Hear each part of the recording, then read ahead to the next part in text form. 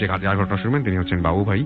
আমরা চলে আছি বাবু ভাইয়ের কাছে। ওকে রাসেল ভাই, এই কাহিনীটা হচ্ছে নির্ঝরের কাহিনী।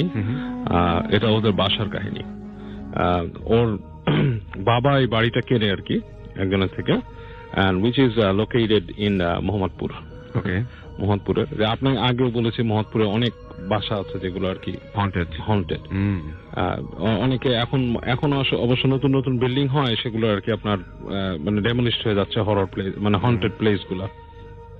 যাক, নির্ঝরের বাসা এখনো আছে ইনট্যাক্ট। ওটা অনেক আগে করা বাড়ি, এবং বাচ্চারা যখন ওরা মুভ ইন করে ওখানে, তো ওর চাচার থেকে ওরা পায় বাসাটা কেনে আর কি ওর বাবা। তো ওই বাসার মধ্যে ওর চাচা বলেই দেয় যে এই বাসা যে 3 তলা বাসার যে উপরের যে অংশটা, সিঁড়ি ঘরের উপরে যে রুমটা আছে, ওখানে তোমরা যাবা না। তো ওরা যখন ছোট ছিল তখন আসলে ওইটা যে মাথা ঘামাতো না, ওরা জাস্ট জানতো যে ওখানে যাওয়া যাবে না, নিষিদ্ধ। তো যখন আরেকটু বড় হয় তখন নির্ঝরের অনেক কিউরিয়াসিটি হতো বাসাটা নিয়ে, যে ওই রুমটা নিয়ে কি ব্যাপারটা কি, মানে সিঁড়ি ঘর দিয়ে উঠে ওঠার পর হাতের বাম দিকে রুমটা দেখলে যেতে দেয় না। হ্যাঁ, নিজেদের বাড়ি যেতে পারি না, ঘটনাটা কি? কিছু মানে সোফা এবং ওই যে কুশন বের করা বাগ স্প্রিং এর অংশ পড়ে থাকতো ওখানে। তো নির্ঝর নাকি যখন 5-এ পড়ে, ক্লাস 5-6 এরকম সময়, তো সে একদিন মানে ছাদে উঠে এবং ওদের ছাদটা ছিল বেশ মানে স্ট্রেঞ্জ বলতে এরকম যে ছাদে উঠলে দেখা যেত যে বাম পাশের রুমটা, তারপরে ঢুকলেই ছাদ, ডান দিকে গেলে আপনার মানে খোলা জায়গা রাস্তা, আর বামে পুরো জায়গাটাই ছাদটা। বেশ মানে ওখানে ও বলতে ছোটকাল থেকে স্পুকি লাগতো। আচ্ছা, মনে হচ্ছে কিছু একটা ওত পেতে আছে ছাদের মধ্যে, ঘাপটি মেরে আছে এরকম লাগতো আর কি। এবং ছাদের পেছনের অংশে আপনার গাছ, ওই জায়গাটা আসলে আপনার আগে বলেছি মোহাম্মদপুরের পুরো এলাকার মধ্যেই একটা মানে আপনার শোয়ারেজ লাইন টাইপের সব থাকে, তো ওই জায়গাতেই গাছ উঠেছে আর কি। তো গাছটা ছাদের উপরে বেশ খানিকটা এসে পড়ছে আর কি। আচ্ছা, তো ওই জায়গাটা মানে বেশ স্পুকি লাগতো, এবং ও মনে করেন যে ওখানে কেন জানি মনে হচ্ছে কিছু উৎপেতে আছে। যাক, ও যখন ক্লাস 5-এ পড়ে তখন একদিন ও curiosity, out of the curiosity, ও ছাদে উঠে কিছুক্ষণ ঘোরাঘুরি করার পরে ভর দুপুর বেলা আস্তে আস্তে রুমটার দিকে যায়, যে আজকে রুমটা কি আছে দেখবো, মানে আমি দেখবো রুমের মধ্যে ব্যাপারটা কি আসলে। এর আগে অনেকবার জানলা দিয়ে মানে তাকানোর ইচ্ছা করে সাহস পায়নি, কেন জানি মনে হতো যে ভিতরে কিছু একটা আছে। আমার মনে হয় যে অনেক কিছু সেন্স করা যায়, রাইট।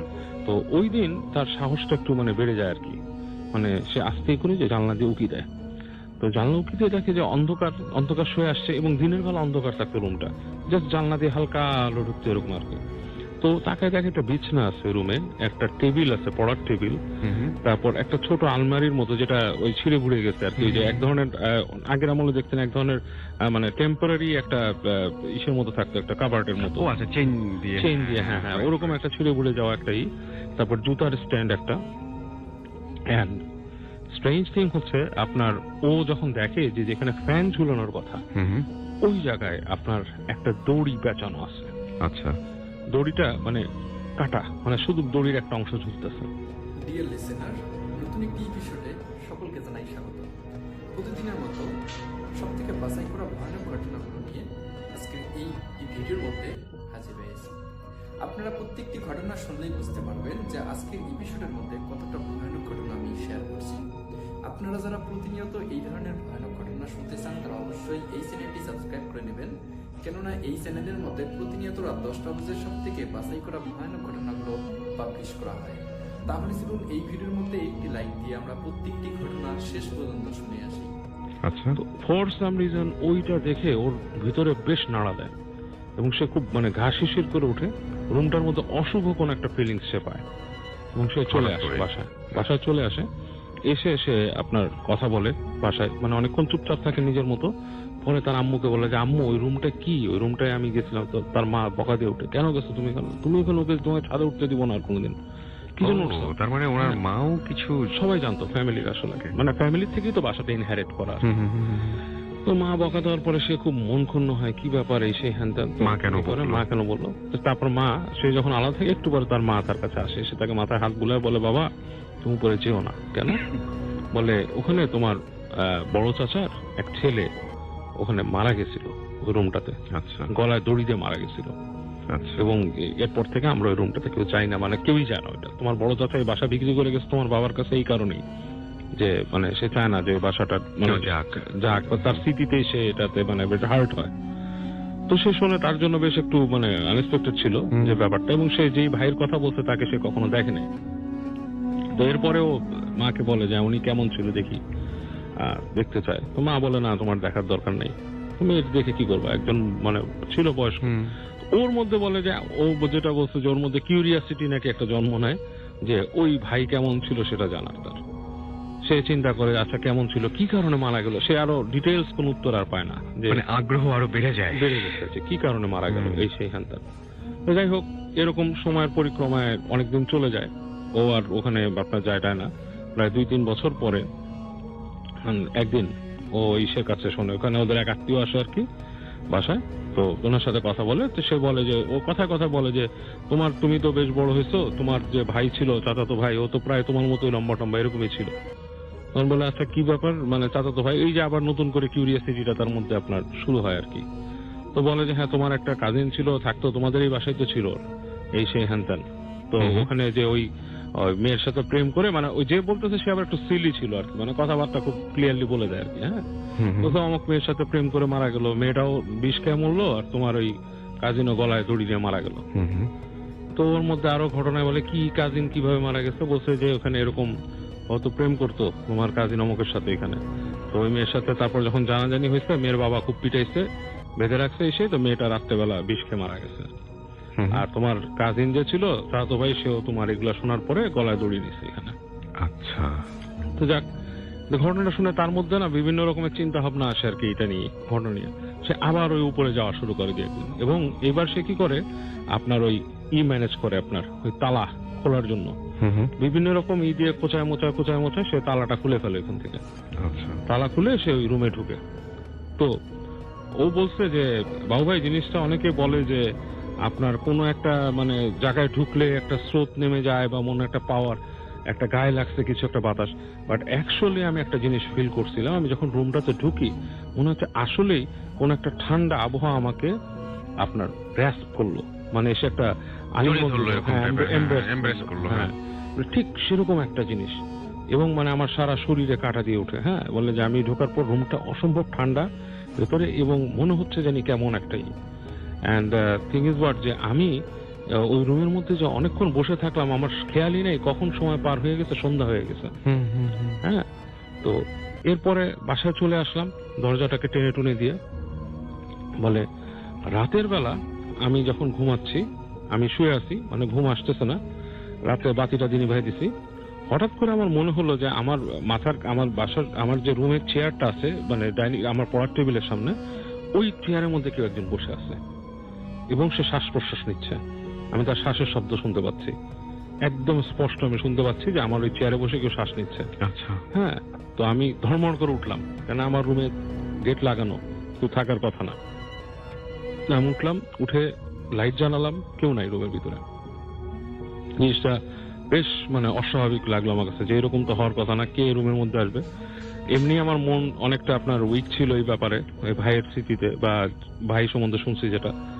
তো মানে এরকম মানে ব্যাপারটা আমার বেশ নাড়া দিয়ে গেছে আমাকে। বলে এরপর থেকে যেটা হইতো যে ওর রুমে প্রায় এরকম সে বিভিন্ন জিনিস সেন্স করা শুরু করলো। আচ্ছা, যে তার রুমের মধ্যে কেউ আছে। হ্যাঁ, তার রুমের মধ্যে কেউ আছে। তো ওদের বাসায় যে আপনার কাজের মানুষ যেটা ছিল, একদিন সে কাজের মানুষটা ভয় পেল।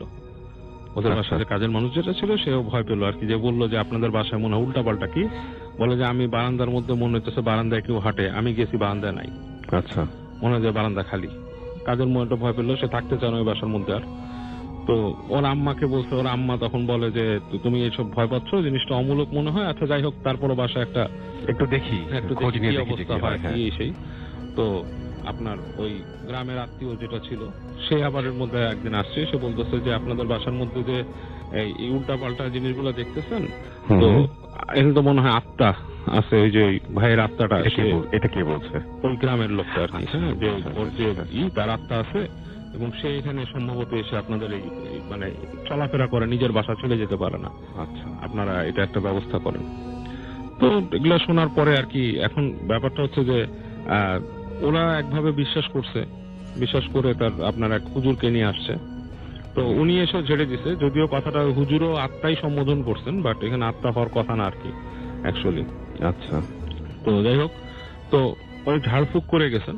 তো ঝাড়ফুঁক করার পরে তেমন আর কি ওই বাসার মধ্যে যেই জিনিসগুলো দেখা যেত বাসা ঘিরে আর কি আবর্ত করে, সেটা আপনার কিন্তু কমে, মানে ভিতরে যেটা হয়েছে এটা কমে গেছে, বাট বাসার আশেপাশে একটা প্রভাব রয়েই যায় বাসার মধ্যে, ওইটা আর ওদের বাসা ছেড়ে যায় না।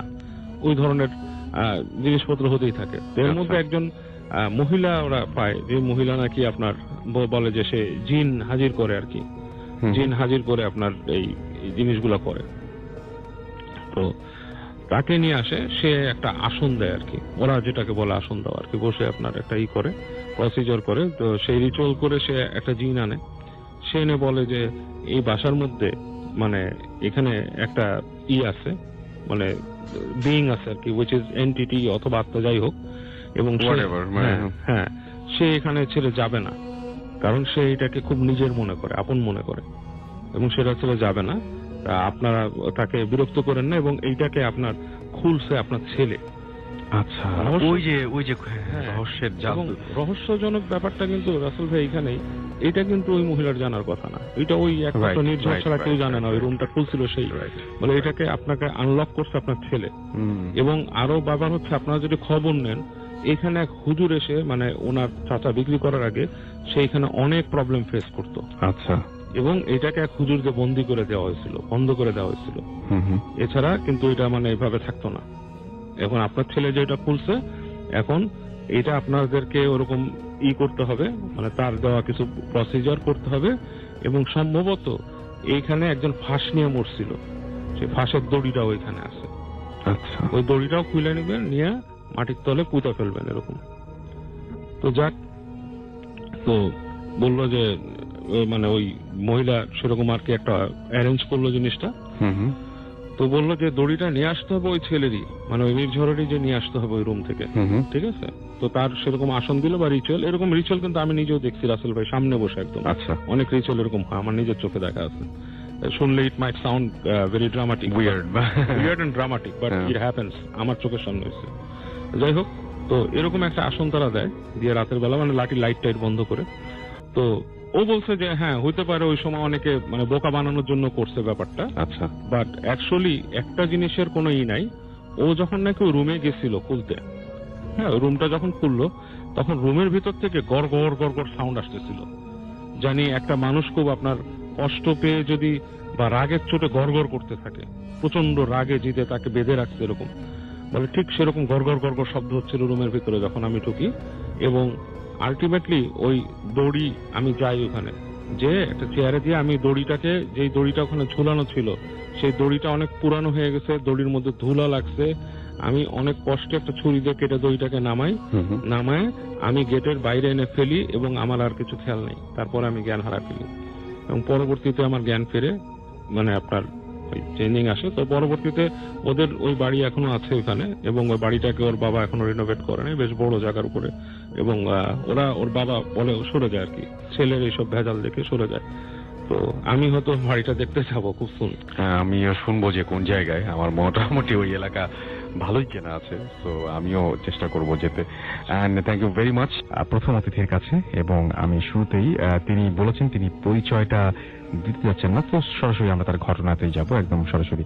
আপনার নামটা একটু প্লিজ বলবেন, তারপরে আপনার ঘটনা যেতে চাই। যদি আপনার নাম বলতে কোনো সমস্যা থাকে নাম না বলতে পারেন, কোনো সমস্যা নাই। আমার নাম ইশরাফ। আচ্ছা, ঘটনাটা হচ্ছে আমার সাথে ঘটনাটা ঘটেছিল ঢাকা খুলনার হাইওয়ে রাস্তায়, ঢাকা খুলনার হাইওয়ে রোডে এই ঘটনাটা ঘটছে। ঘটনাটা হয়েছিল যে আমি নর্মালি আমি রাতের বেলা ট্রাভেল করি অনেক। তো আমি আর আমার কাজিন রেদওয়ান আমরা একবার ঢাকা থেকে খুলনা যাচ্ছিলাম, রাত্র 12টার দিকে আমরা রওনা দিই। তো নর্মালি ওখান থেকে আমরা যখন মানিকগঞ্জের রাস্তায় যাই, যেখানে মিশুক মনির ওনাদের যে অ্যাক্সিডেন্ট যে স্পটটা, ওখানে আমরা একটা পেট্রোল পাম্পে ঢুকি ওয়াশরুমে যাওয়ার জন্য। তো ওয়াশরুম থেকে বের হই, ওয়াশরুম থেকে বেরোনোর পরে নর্মালি আমার কাজিনকে ইনস্ট্রাকশন দেওয়া ছিল যে কোনো কথা না বলে, কারণ রাতের বেলা ড্রাইভ করতে গেলে ঘুমের ইয়েতে আবার কনসেন্ট্রেশন যেন ব্রেক না হয়। তো আমার কাজিন সে নাকি নোটিস করতে পারলো যে একটা সাদা রঙের ফিগার একটা ট্রাক আসতেছিল, ট্রাকের সামনে থেকে ক্রস করতে যায়, ট্রাক ওটাকে নাকি মেরে দিয়ে চলে গেছে। আচ্ছা, ট্রাক ওটা তো আমাকেও কিছু তখন বলেনি। তো ফেরিতে ওঠার পরেও আমাকে অ্যাকচুয়ালি রেদওয়ান বলতেছে যে এই ঘটনা ঘটেছে। তাই আমি বলছি যে না, এটা আই ডোন্ট থিঙ্ক এটা কোনো সত্যি কিছু হবে, এটা মেবি তোমার ইমাজিনেশন। এনিওয়েজ আমরা ফেরি থেকে নেমে আবার যাওয়া শুরু করলাম। তো যেতে যেতে ফরিদপুরের একটা নতুন বাইপাস সড়ক হয়েছে, খন্দকার নুরুমিয়া সড়ক। আচ্ছা। তো ওই খন্দকার নুরুমিয়া সড়কে যখন আমরা যাচ্ছি, তো নুরুমিয়া সড়কটা বেসিক্যালি দুটা ক্ষেতের মাঝখান থেকে হয়েছে। তো ওখানে এরকম কোনো বড় গাছ নেই যেটা আপনার মানে গাড়ির ছাদের উপরে এত বড় কোনো গাছ নেই, সবই ছোট ছোট ছোট ছোট গাছ। আচ্ছা। তো হঠাৎ করে আমার গাড়ির উইন্ডশিল্ডের উপরে একটা বিগ স্প্ল্যাশ অফ ওয়াটার, অনেকগুলা পানি এসে পড়লো। তা আমার কাজিন বলে উঠলো হঠাৎ করে যে এটা কোথা থেকে আসলো। তা আমি বলতেছি মেবি বৃষ্টি টিষ্টি হবে কিছু একটা। এনিওয়েজ তো আমরা ওখানে যে আবার ভাঙার রাস্তায় উঠে আমরা আবার একটা পাম্পে দাঁড়ালাম। আর পাম্পে যখন আমি দাঁড়াই, আমার ড্রাইভার পিছে ছিল, তো সে নেমে ওই গ্লাস মুছতে ক্লিন করতে গেছে। তো ক্লিন করতে যেয়ে বলতেছে যে ভাইয়া গাড়িতে তো খালি গ্লাসের উপরে পানি, বৃষ্টি পড়লে তো ছাদে পড়বে, বনেটে পড়বে, সাইডে থাকবে, শুধু গ্লাসে পানি।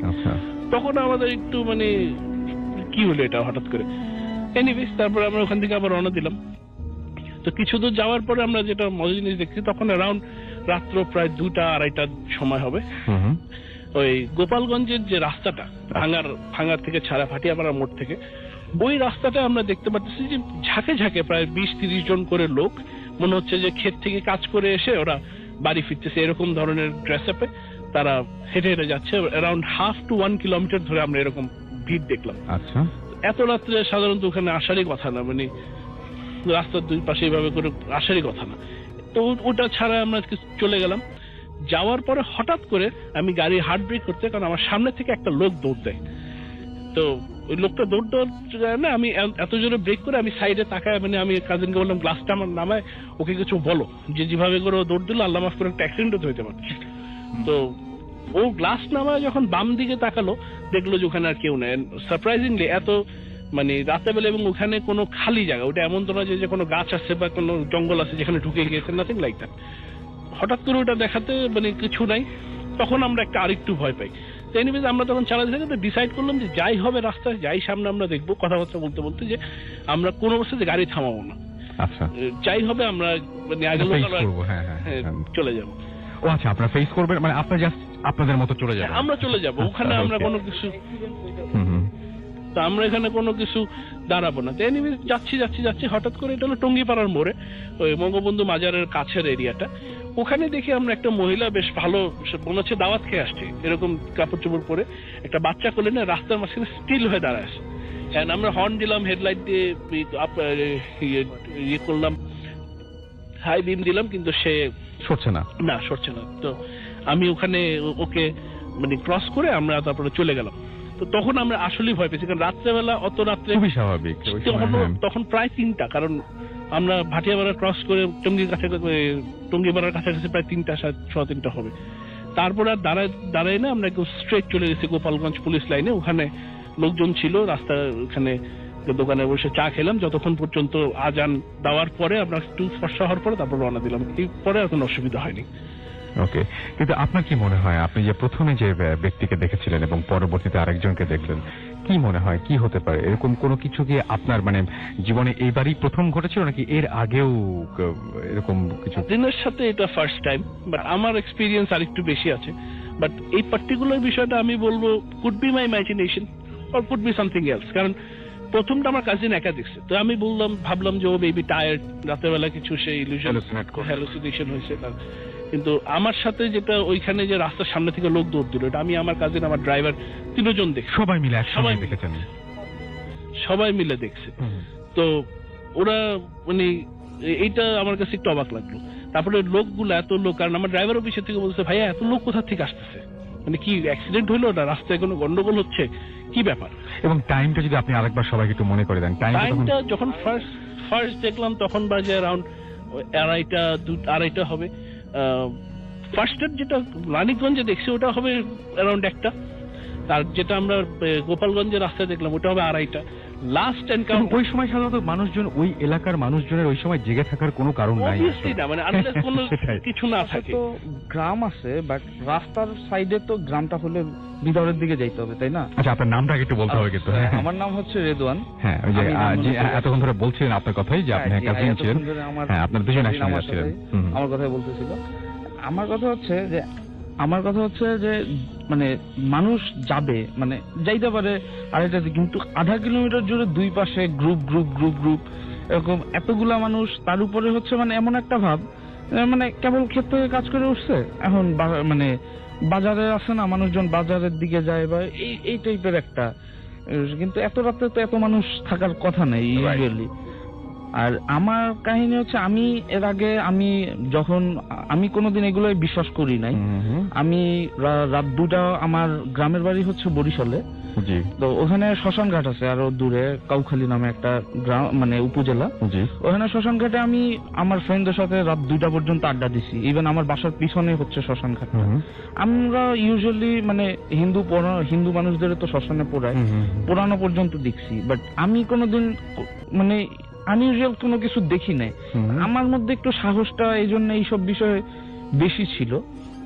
আমি মানে এর আগে ভাইয়ার কাছে, মানে ভাইয়া অনেক কিছু দেখছে, আমি অনেক সময় আমাকে বলছে যে আমি একটু মানে হেলা করছি যে এটা দেখে না, তো ভাইয়া তখন আমার আরো বলতেছিল যখন দেখবো তখন নিজের আত্মা শুকায় যাবে। আমি তখন 2টা জিনিস দেখছি, একটা হচ্ছে যে ট্রাকটা ওটা দিয়ে ক্রস করলো, আর সবচেয়ে বেশি সারপ্রাইজ হয়েছে যে মানুষটা ক্রস করলো রাস্তাটা, আর একটা মানুষ মানে ওই যে যখন গোপালগঞ্জের ভিতরে যেটা হচ্ছে সাদা পাঞ্জাবি পরের লোকটা, ওটা আমি যখন গ্লাস নামে দেখলাম, ও হলে তো থাকবে রাস্তার পাশে, তাই না? মানে ক্রস করছে সাথে সাথে ও কই যাবে ভ্যানিশ হয়ে। আমি রাস্তার সাইডে গ্লাস নামে ওরে কিছু একটা বকাঝকা করব, বাইরে নাইমা মানে তাকায় দেখি কিছু নাই। এই 2টা হচ্ছে আমার সবচেয়ে বেশি সারপ্রাইজ। আচ্ছা, ওকে, আমরা আবারও আপনাদের কাছে আসবো। আমরা কোনো কথা না বাড়িয়ে সরাসরি চলে যাই ঘটনায়। ধানমন্ডির ঘটনা শুনতে চাই। ঘটনাটা অ্যাকচুয়ালি আমার বাসায়। জি, এটা অ্যাকচুয়ালি 2013 হজের সময়ের ঘটনা। জি, এটা আমার কাছে খুব ইন্টারেস্টিং লেগেছে। আপনারা সবাই মন দিয়ে শুনবেন, খুবই ইন্টারেস্টিং। লাস্টে একটা মানে বিরাট টুইস্ট আছে আর কি। হ্যাঁ, তো হজের সময় ঘটনা এটা জিনিসটা হচ্ছে যে আমি সকালবেলা ঘুম থেকে উঠে, তখন হলিডের দিন, আমি উঠে নাস্তা খেলাম আমাদের লিভিং রুমে। তো লিভিং রুমের সাথেই আবার একটা ব্যালকনির মতন আছে যেখানে ফুলের টপ রাখা থাকে। তো নাস্তা খেয়ে আমি আবার মোড়ার উপরে রেখে খেয়েছিলাম। তো আমি কাজের মেয়েকে বললাম যে দরজাটা খুলে মোড়াটা রেখে বারান্দার মধ্যে। তো কাজের মেয়ে দরজা খুলেই দেখে যে টব সব ভাঙা, এবং একটা টব অলমোস্ট 2 থেকে 3 ফিট দূরে পড়ে আসে। এন্ড সবচেয়ে ইন্টারেস্টিংলি, একটা টবের মধ্যে মাটির মধ্যে 3 আঙ্গুলের দাগ, অ্যাজ ইফ কেউ স্ক্র্যাচ করে গেছে, মাটিটা টেনে উঠায় নিছে এরকম। তো ওটা দেখার পরে আমি আম্মাকে ডাকলাম, এটা কি অবস্থা। মজার জিনিস হচ্ছে এত বড় বড় টব কেউ এসে বাইরে থেকে ইট মেরে ভাঙা সম্ভবই না। এটা দেখে মনে হচ্ছে কোনো সুপার ন্যাচারাল কিছু, কারণ আমাদের ওটা পুরো এনক্লোজড জায়গা, ওখান থেকে বাইরে থেকে এসে কেউ কিছু করবে এরকম মনে হয় না। তো ওটা করার পরে আব্বু তখন লাঞ্চে আসলো বাসায়। তো আসার পরে আব্বাকে বললো যে একটু দেখো তো কি ব্যাপার এখানে। তখন ওটা পরিষ্কার করেনি, ওটা ওখানেই ছিল। আব্বা দেখার পর আব্বা বললো যে দেখো জিনিসটা আমার কাছে কোনো মানে নর্মাল লাগছে না, তো আমরা লোকাল মসজিদ থেকে একজন ইমাম সাহেবকে এনে দেখাই না যদি কোনো সমস্যা থাকে। আব্বা স্ট্রেট ফরওয়ার্ড ওদিকে চলে গেল। আমি মানে সুপার ন্যাচারাল ব্যাপারটাই সে ফার্স্ট অ্যাড্রেস করলো। ইমাম সাহেব ওরা আব্বা ওনার সাথে কথা বলে উনি এসে দেখে যেটা বললেন যে আমি বিকাল বেলা জানাবো, এই করবো, তা আপনারা এখন নর্মালি থাকেন। তো দুপুরবেলা আমার একটু শরীর খারাপ হয়, বাট নাথিং সিরিয়াস। বিকালে ঠিক আসরের নামাজের পরে মাগরিবের আগে আমাদের একটা রুম আছে, ওই রুমের ভিতরে ওয়ার্ডরোবের উপরে লাল রঙের অনেকগুলা লবণ জাতীয় একটা জিনিস রাখা, which is red, মানে সি সল্টও এত রেড হবে বলে আমার মনে হয় না। আচ্ছা, তো এরকম তো রেড, তো লবণ এটা বুঝলো আমাদের বুয়া, আবার সে এসে ওটাকে আবার মানে নিজেই ফট করে মুখের মধ্যে দিয়ে বললো যে আল্লাহ এটা তো লবণ টেস্ট, তো এটার জন্য এটা বুঝতে পারলাম যে এটা একটা সল্ট। তো ওইখানে এটা রাখা। তো তখন সন্ধ্যাবেলা হুজুর আবার আসলেন, তো উনি বললেন যে দেখেন এই রুমটাকে বন্ধ করে রাখেন, যে রুমের লবণটা পাওয়া গেছে রুমটা বন্ধ করে রাখেন, রাতের বেলা কেউ খুলেন না, আপনি একবারে কালকে সকালবেলা দিন হলে পরে খুলেন। আচ্ছা, তো আম্মা স্বাভাবিক আম্মা বন্ধ করে, আর আমাদের বাসার নিয়ম হচ্ছে যত রকম লক করার পরে রাতের বেলা চাবি আম্মার বেডরুমের মধ্যে থাকবে। তো আমার বেডরুমে ছিলেন, রাতের বেলা কেউ বের হয়নি। তো সবাই ঘুমায় গেছে, মানে ওখানে ওই রুমের মধ্যে যাওয়ার কোনো চান্সই নেই। সকালবেলা আমার ফজরের আজানের পরে নামাজ পড়ে সে যে রুমটা খুলতে গেছে, রুম খুলে সে স্টান। সে দেখে যে রুমের ভিতরে যে ম্যাট্রেস, চাদর, বালিশ সব মানে ছিঁড়ে বিড়ে শেষ। বাথরুমে যত টয়লেট ফ্রি সবকিছু ওই বিছানার উপরে এনে ফালানো, ফার্নিচারের মধ্যে স্ক্র্যাচ মার্ক, তারপরে টেবিল ল্যাম্পের উপরে স্ক্র্যাচ মার্ক, মানে শেড ছিঁড়ে ফেলছে, মানে এক্সট্রিম মানে ডিভাস্টেটেড ওই জায়গাটা। তো ওইটা দেখে আমরা মানে অবাক, আমরা ভাবলাম কি ছোট্ট রাষ্ট্র নাকি। আচ্ছা, তো ওখানে যে আবার জানলা দেখে জ্বালানা বন্ধ। আর মজা হচ্ছে আমাদের বাসা হলো পুরোটাই সিসিটিভিতে দেখা যায় বাইরের দিক থেকে। তো বাউন্ডারি ওয়াল টপকায় যে কেউ আসবে থার্ড ফ্লোরে সেটাও সম্ভব না, কারণ আর সিসিটিভিতে কিছু ছিল না, তো অবভিয়াসলি কেউ আসেনি। তো এইটা হওয়ার পরে সকালবেলা তার সাথে সাথে আবার হুজুরের সাথে কথা বলা হলো।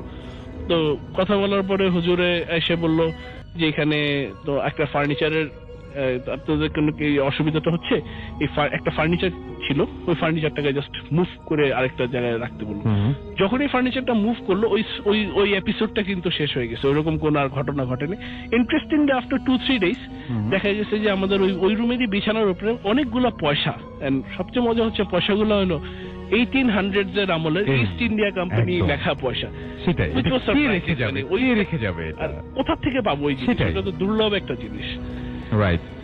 এই ছিল ওই বাসার এবং আপনারা পরে কি উদ্ধার করতে পেরেছেন এখনো পর্যন্ত আসলে যে আসলে কি ছিল বা এরকম? এইটা অ্যাকচুয়ালি ভাবে তো প্রুফ করা যায়নি, বাট যেটা আমরা বুঝতে পেরেছি যে ওটা ওদের কোনো প্যাসেজ ছিল যেটাকে মেবি আমরা ব্লক করেছি, এটার জন্য মেবি ওরা চলাচল অসুবিধা হওয়ার Right. কারণে এখানে একটা তাণ্ডব করছে। আচ্ছা, আরেকটা জিনিস জিজ্ঞেস করি, সেটা হচ্ছে যে এই যে আপনারা যে এই বাসাটা নিয়ে বলছিলেন, জি। এই বাসায় ধরেন যে আপনারা যে আছেন, আপনারা টিকে আছেন, একই প্রবলেম কি যদি কোনো গেস্ট আসে বা থাকতে চায় তাদের কি? হ্যাঁ, এইটা তো যেরকম স্পেশালি আমার রুমে আমি ছাড়া কেউ থাকতে পারে না। আমি থাকলে সবাই থাকতে পারে, আমি না থাকলে থাকতে পারে না। যেরকম আমার এক মামা এসেছিলেন ওখানে, মানে আমাদের এক ফ্যামিলি একটা মুরব্বী মারা যাওয়া, তো ওরা সবাই এসে আমাদের বাসায় ছিল। তো আমার মামা ঘুমাইছেন, তো আমার মামা একটু স্কেপটিক ছিল, তো উনি আবার একটু জিন ভূত নিয়ে একটু গল্প করে হাসি ঠাট্টা করে রাতের বেলা সে ওয়েন্ট টু স্লিপ। রাত 3টার সময় সে এসে আম্মার রুমে মানে দরজার মধ্যে অনেক জোরে জোরে বাড়ি, সে বলতেছে যে আমাকে বললে জানলা থেকে হাত এসে কে মারছে, থাপড় টাপড় দিছে, মুখ টুক ফুলাই দিছে। তারপর আমার এক খালার সাথে এরকম ঘটনা ঘটছে যে তাকে লাথি মারা হয়েছে। আলহামদুলিল্লাহ কোনো ড্যামেজ হয় নাই, বাট ঘটনা ঘটে। হ্যাঁ, আমার সাথেও আরেকটা ঘটনা হয়েছে। যদি এটা হচ্ছে এই বছরের ঘটনা, মানে এই কিছুদিন আগে, মানে এই বছরের মধ্যে, টাইমটা মনে নেই। তো রাতের বেলা আমি ঘুমাচ্ছি, ঘুমের মধ্যে আমি স্বপ্ন দেখতেছি যে ছোট একটা বাচ্চা আমার পার মধ্যে খামচি দিয়ে আমার গলা চেপে ধরছে এসে গার উপরে, তার এবং নাক মুখ থেকে আমার সব খাবার দাবার চলে আসছে। তো এই স্বপ্নটা দেখতে দেখতে আমার ঘুম ভেঙে যায়। ঘুম ভেঙে আমি দেখি আসলে আমার নাক মুখ থেকে খাবার চলে আসছে। তা আমি ভাবছি মেবি হেভি খাওয়া দাওয়া করছি, কোনো ইনডাইজেশনের জন্য এটা হতে পারে। তা আমি উঠে যে আম্মার ঘরে গেলাম, যাই বললাম যে আম্মা আমাকে ওষুধ দাও। আমি খেয়েটা আমি ওখানে বসলাম, প্রায় তখন 4টা বাজে। বসে টসে আমি যখন একটু সুস্থ ফিল করি তখন আবার রুমে ঘুমানোর জন্য আসতে যাই। যখন আম্মার রুমে বিছানা থেকে নেমে ফ্লোরে পাড়া দিই, তখন আমি দেখি আমার বাম পায়ের মধ্যে, মানে তালুর মধ্যে খুব জ্বলতেছে। তো আমি পাটা উঠাইলাম, পাটা উঠাই আমি যখন দেখি যে 3 আঙ্গুলের ওই সেম স্ক্র্যাচ মার্ক আমার পার মধ্যে। এইটাই, হ্যাঁ, এটা আমি শুনতে চাচ্ছিলাম এটা। হ্যাঁ, which was there for around 2 weeks। আমি মানে ওই জিনিসটা স্মার্টটা ছিল। তো ওইটা আমার কাছে অ্যাকচুয়ালি কোনো এক্সপ্লেনেশন নাই, এটা কোথা থেকে আসলো, কেমনে হলো। এবং সেটা কি অনেক ডিপ ছিল আপনি বলছেন? হ্যাঁ, বেশ ডিপ ছিল, কারণ 2 সপ্তাহ ধরে ওটা হিল হইতে সময় লাগছে পুরোপুরি ঠিক হতে। তো অনেক ডিপ ছিল, রেড ছিল, মানে তাজা উন ছিল, এমন যে না যে আমি, আর পার নিচে তো একটু চামড়াটা মোটা হয়, সো আপনি যদি মানে চুলকাইতেও যান, আই ডোন্ট থিঙ্ক ওখানে এরকম কোনো স্ক্র্যাচ হওয়ার চান্সেস আছে। রাইট। আর হলো খুব সামান্য হবে, মানে অত ডিপ হতে গেলে ডেফিনেটলি কোনো ইনস্ট্রুমেন্ট ইউজ করতে হয়েছে, অথবা কোনো শার্প কোনো অবজেক্ট দিয়ে কিছু করছে। ওকে, আমি আপনার কাছে এখন চলে আসি এবং আপনাকে একটু জিজ্ঞেস করি যে ওই বাসায় আপনিও কি যান মাঝে মাঝে? আমি মোস্ট অফ দ্য টাইম মানে ভাইয়ার রুমেই থাকি, মানে যখনই যাওয়া হয় আমি আর ভাইয়া এক রুমে স্টে করি। তা মানে এই কাহিনীটা যখন হইছে তখন আমি ওই দিন ওই বাসায় ছিলাম না, আমি ভাইয়ার সাথে প্রায় থাকা হয়। তো এইটা হওয়ার পরের দিন সকালবেলা সাথে সাথে আমার তখন বাসা ছিল হচ্ছে নিকুঞ্জতে। তো ওইখান থেকে আমারে ভাইয়া নিয়ে আসে। এরপর থেকে আমি মোটামুটি এই কাহিনীটা মোটামুটি একটু ভয় পাই, যেহেতু ভয় পাওয়ারই স্বাভাবিক, খুবই স্বাভাবিক। আমি মানে ওইখান থেকে মানে অনেকদিন ভাইয়ের বাসায় স্টে করছি, এই জন্য যে আপনার সাথে কোনোদিন কোনো প্রবলেম হয় না? আমার সাথে হইছে সামান্য 2-1টা।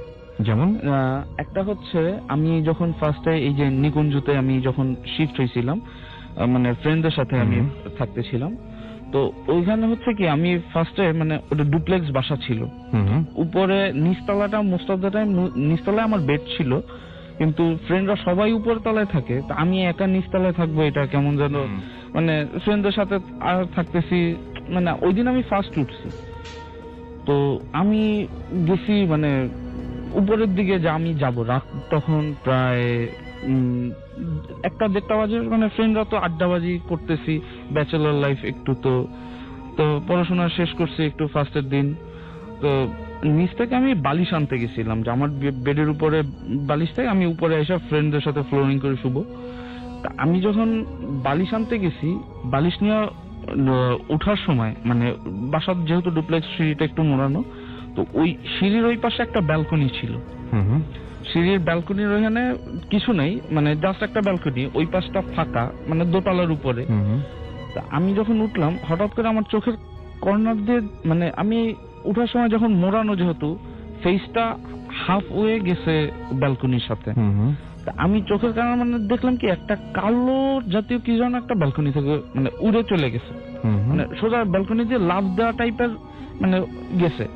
তো আমি সাথে সাথে মানে দাঁড়ায় ভালো করে মানে আরেকটু স্টে হইলাম।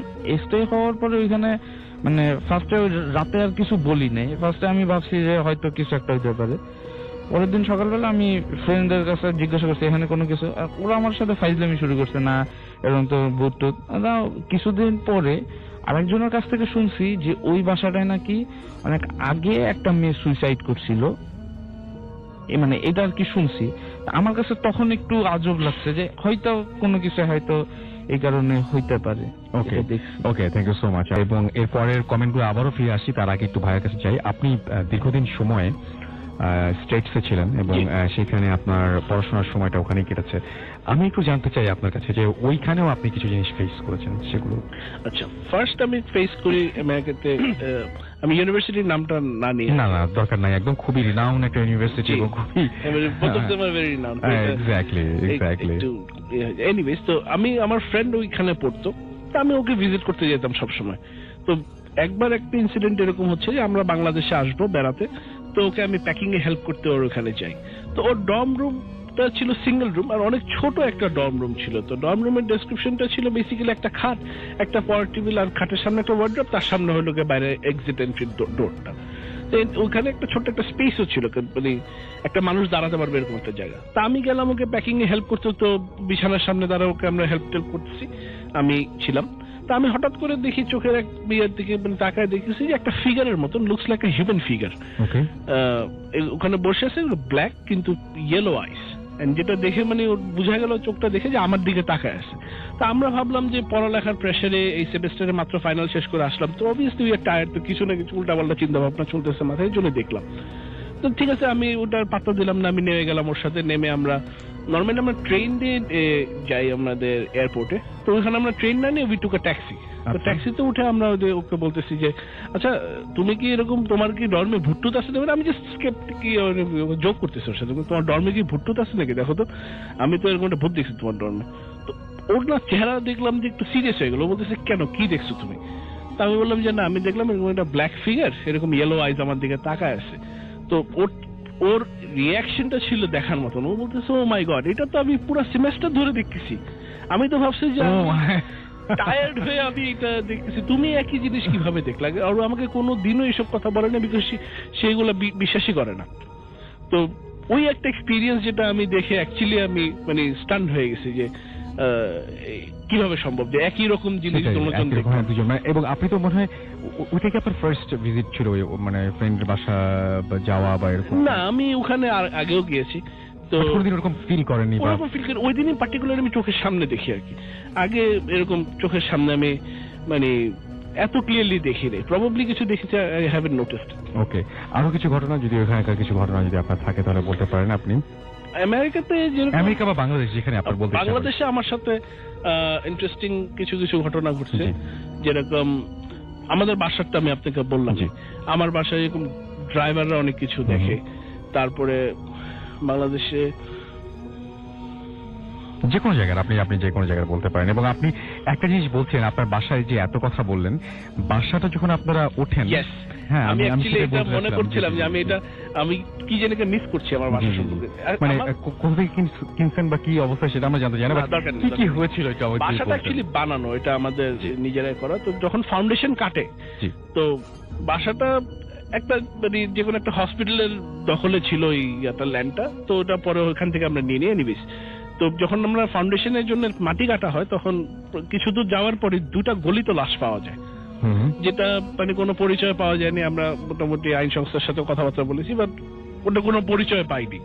সো পুলিশ আর বললো যে দেখেন এখানে কেস টেস করে ঝামেলা করে লাভ নেই, আপনি মানে যেহেতু কিছু পাওয়া যায়নি এটাকে আর কিছু করা লাভ নেই। তো আমরা ওখানে জানাজা পরে ওখানে দাফন করে দিচ্ছি। ওইখানেই আমাদের ওই ল্যান্ড পিছনেই একটা জায়গা আছে, যেটা খালি জায়গা, ওখানে কেউ যায় না, একটা পাক পবিত্র, ওই জায়গাটা আমরা দাফন করে দিই। তো ওটা ওই কোন ঘটনা, আমার ড্রাইভারও অনেক সময় দেখা গেছে রাত্রেবেলা যদি কিছু দিতে আসে, সে অনেক কিছু দেখে। তো আমাকে একদিন যদি বলে, ভাইয়া আমি তো এরকম সিঁড়ি থেকে নামার সময় লাশ দেখছি। Oh my আমি বলছি, God, "দূর কেমন মিয়া, কেমন আপনি-" লাস্টে কি ফর্মে দেখে? সে বলে যে খাটিয়ার মধ্যে যেরকম মানুষের লাশ থাকে ওরকম ভাবে পড়ে আছে। তা আমার বাসা আরেকটা লোক আছে যে আমাদের সিকিউরিটি ইনচার্জ, তো সে বলতেছে যে স্যার আমি এরকম একদিন ঘুমাচ্ছিলাম, তো আমি হঠাৎ করে দেখতেছি জানলার ওখানে আওয়াজ করে, তা আমি লাফ দিয়ে উঠে আবার দেখতে গেলাম যে হ্যাঁ, এটা কিছু ভয়ঙ্কর। নেই। হ্যাঁ, তো দেখে যে কিছুই নেই। তো এরকম কয়েকটা ঘটনা ঘটে। তো আমার সাথে একটা কথা আমি অ্যাকচুয়ালি এই ঘটনাটা আমি শেয়ার করতে চাচ্ছিলাম, ছোট্ট একটা স্টোরি। খুলনায় যাওয়ার সময়, আমার যত ঘটনা মেজরিটি খুলনা যাওয়ার রাস্তায় আচ্ছা। হচ্ছে। তা আমি যাচ্ছিলাম খুলনাতে, আমি আর আমার ড্রাইভার একা রাতে বেলা। ওইটাও প্রায় 3টা-4টার দিকে ঘটনা হবে। ওটা হলো তিলকছাড়া গ্রামে, ফকিরহাটের ওখানে। আচ্ছা। তিলকছাড়া একটা জায়গার নাম আছে ফকিরহাটের কাছে, ওই জায়গাটা। তা আমি ওখানে রাস্তার পাশে গাড়ি থামিয়ে মানে আমি ওয়াশরুমে যেতে নামছি। তো আমার ড্রাইভার বলতেছে যে ভাইয়া যখন আপনি ইয়াতে ছিলেন,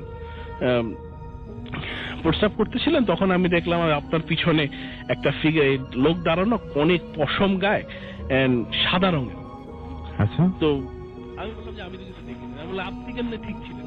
বলে যে ভাইয়া আমি কি বলবো ওই সময় আপনাকে। এটা বললো যে আমি যদি ভয়টা প্রকাশ করি তো আমি এখানে কাবু হয়ে যাব। তো আমি ওখান থেকে আমরা রওনা দিলাম। তো ইন্টারেস্টিংলি একটা বড় একটা বিড়াল, ব্রাউন কালারের একটা বিড়াল, বাম দিক থেকে ডান দিকে গেল গাড়ির সামনে থেকে দৌড়তে। গাড়ি কিন্তু ভালো স্পিডে চলতেছে, হাইওয়েতে রাতের বেলা খালি। এন্ড আফটার 2-3 মিনিটস একই রকমের বিড়াল আমি ডান থেকে বামে দেখলাম, which was kind of surprising। যে মানে সেটাই কিনা আবার? হ্যাঁ, হ্যাঁ। এই একই ঘটনা আবার খুলনাতে। এবং বিড়াল কি মানে দেখতে একই রকম ছিল? দুটো বিড়ালই আসলে স্পিডে ছিল তো ওভাবে খেয়াল করি না, বাট লুকস লাইক এ বিড়াল, মানে ব্রাউন কালারের বিড়াল। অবভিয়াসলি যেটা পাস করছে মানে দেখতে আমার কাছে সেমই লাগে। সেম মনে হচ্ছে। খুলনাতে যেরকম আমরা স্পষ্ট ভাবে দেখেছি, খুলনাতে জায়গাটার নামই আমি বলি যে আপ্যায়ন কমিউনিটি সেন্টারের সামনে খালিশপুর এলাকায়। আমি আর আমার কাজিন তাহিন আরেক খুলনা থাকে, তো ওর সাথে আমি এরকম খুলনাতে রাতের বেলা গাড়ি নিয়ে বের হয়েছি চা খেতে যাব। তো ওখান থেকে আমরা ক্রস করছি, কারণ আমার নানা বাড়ি ছিল খালিশপুরে। তো আমরা ক্রস করছি, তো ওই আপ্যায়ন কমিউনিটি সেন্টারের সামনে এরকম দেখি যে একটা কি ছাদের মধ্যে একটা ঝাপসা ঝাপসা কি দাঁড়ায় আছে বা এরকম একটা কি একটা দেখলাম। তো ওটা দেখার পরে ওটা আমরা পাত্তা দিই না, কিন্তু ইন্টারেস্টিংলি বিড়ালের ঘটনা আবার ঘটে, বাম থেকে ডানে, আবার কিছু দূর গেলে ডান থেকে বামে। ওই দিন ও ছিল পিছনে গাড়ির ভিতরে, রেদওয়ানও ছিল আমার সাথে। আচ্ছা, দুজনেই ছিলেন আপনারা এবং আপনি সেম জিনিস দেখেছেন? হ্যাঁ, আমরা 3জনই ছিলাম, সাথে ভাইয়ের বডিগার্ড তো দেখছেন 4জন। উনি দেখছে কিনা খেয়াল করি না, বাট তাহিন আর ভাইয়া তো সামনে বসা ছিল, আমি মাঝখান দিয়ে দেখতেছিলাম, গাড়ির মাঝখানে বসে 3জনে গল্প করতেছি। তখন আর কি আমি মাঝখান দিয়ে মানে খেয়াল করছি, তাহিন ভাইয়ের নোট বলছে জিনিসটা দেখছো? আর ভাইয়া বলছে হ্যাঁ আমি দেখছি। আর আমিও তখন আর কি খেয়াল করছি। ওকে, আপনাকে আমি শেষ একটা কোশ্চেন করি, সেটা হচ্ছে যে আপনি এত কিছু দেখেছেন, আপনাদের বাসা যেটা, সেই বাসাতে তো মানে বড় হয়েছেন আপনি যেখানে, বা মানে আপনার কখনো ভয় লেগেছে, মানে ভয় পান? অ্যাকচুয়ালি মানে ভয় তো অবভিয়াসলি পাই, মানে ভয় না পাওয়ার কোনো কারণই নাই, কারণ যেসব ঘটনা ঘটে বাসার মধ্যে আরো 2-1টা স্টোরিজ আছে, যদি আপনার সময় দেন পরে আমি বলবো। তো ভয় অবশ্যই লাগে, বাট অভ্যাস হয়ে গেছে এখন। ওকে, আসসালামু আলাইকুম রাসেল ভাই, আমি উত্তরা থেকে শেখ মোহাম্মদ নাজিম হাসান বলছি। আপনাদের এই ফুট এফএম অনুষ্ঠানটা আমার ছেলের মাধ্যমে আমি বেশ কয়েকদিন ধরে শুনেছি আর কি। যাই হোক, এবং আমি নিজেও ইন্টারেস্টেড হই। আমার ছেলেও বলে যে আব্বা তুমি তো জীবনে অনেক কিছু এগুলো ভূত দেখেছো, তুমি এগুলো তোমার ঘটনাগুলো একটু বলো। তো আমি সেই ঘটনাটার মধ্যে সরাসরি ঘটনায় চলে যাচ্ছি। সেটা 1990 সাল, তখন আমার মায়ের একটা অপারেশন ব্যাপার ছিল। তো যেদিন আমার মায়ের অপারেশন, যে রাতের আগের দিন হবে, তো সেদিন কিন্তু আমরা কেবিন পাইনি। তো যাই হোক, আমার মেজো ভাই এবং আমি এবং মেজো ভাইও ছিলেন, তো সবাই মিলে আমরা অন্যান্য পাশে যারা রুগী ছিল, একজন আমার বাচ্চা হবে সেই ভদ্রলোক ছিল, তার শালিক আছে, তার আত্মীয় সবাই মিলে আমরা গল্পগুজব করি। তো গল্পগুজব করার পরে এর মধ্যে আমি ওই রাত্রে যখন 1টা হয়ে গেছে, 1টা-1:30 মতো, তখন আমার বোন বললো যে ঠিক আছে, আমাকে তো আর ভেতরে ওয়ার্ডে তো আর করতে দিবে না, তো কোনো দরকার লাগলে বলিস। তো আমি বললাম আচ্ছা। তো ওইদিকে ওই কলপসের গেট ছিল, কলপসের গেটের এই পাশে, আমি ওই আপনার যেদিকে ডাক্তারদের লিফট আছে এবং সিঁড়ি আছে ওইদিকে আর কি, তো ওই সাইডে আমি কলপসের গেট ঘেঁষে প্রায় একটা চাদর ছিল, একটা ম্যাচ ছিল, আমার কাছে মোমবাতি ছিল, তা আমি বসে বসেই ওয়ালে একটু ঠেক দিয়েছিলাম।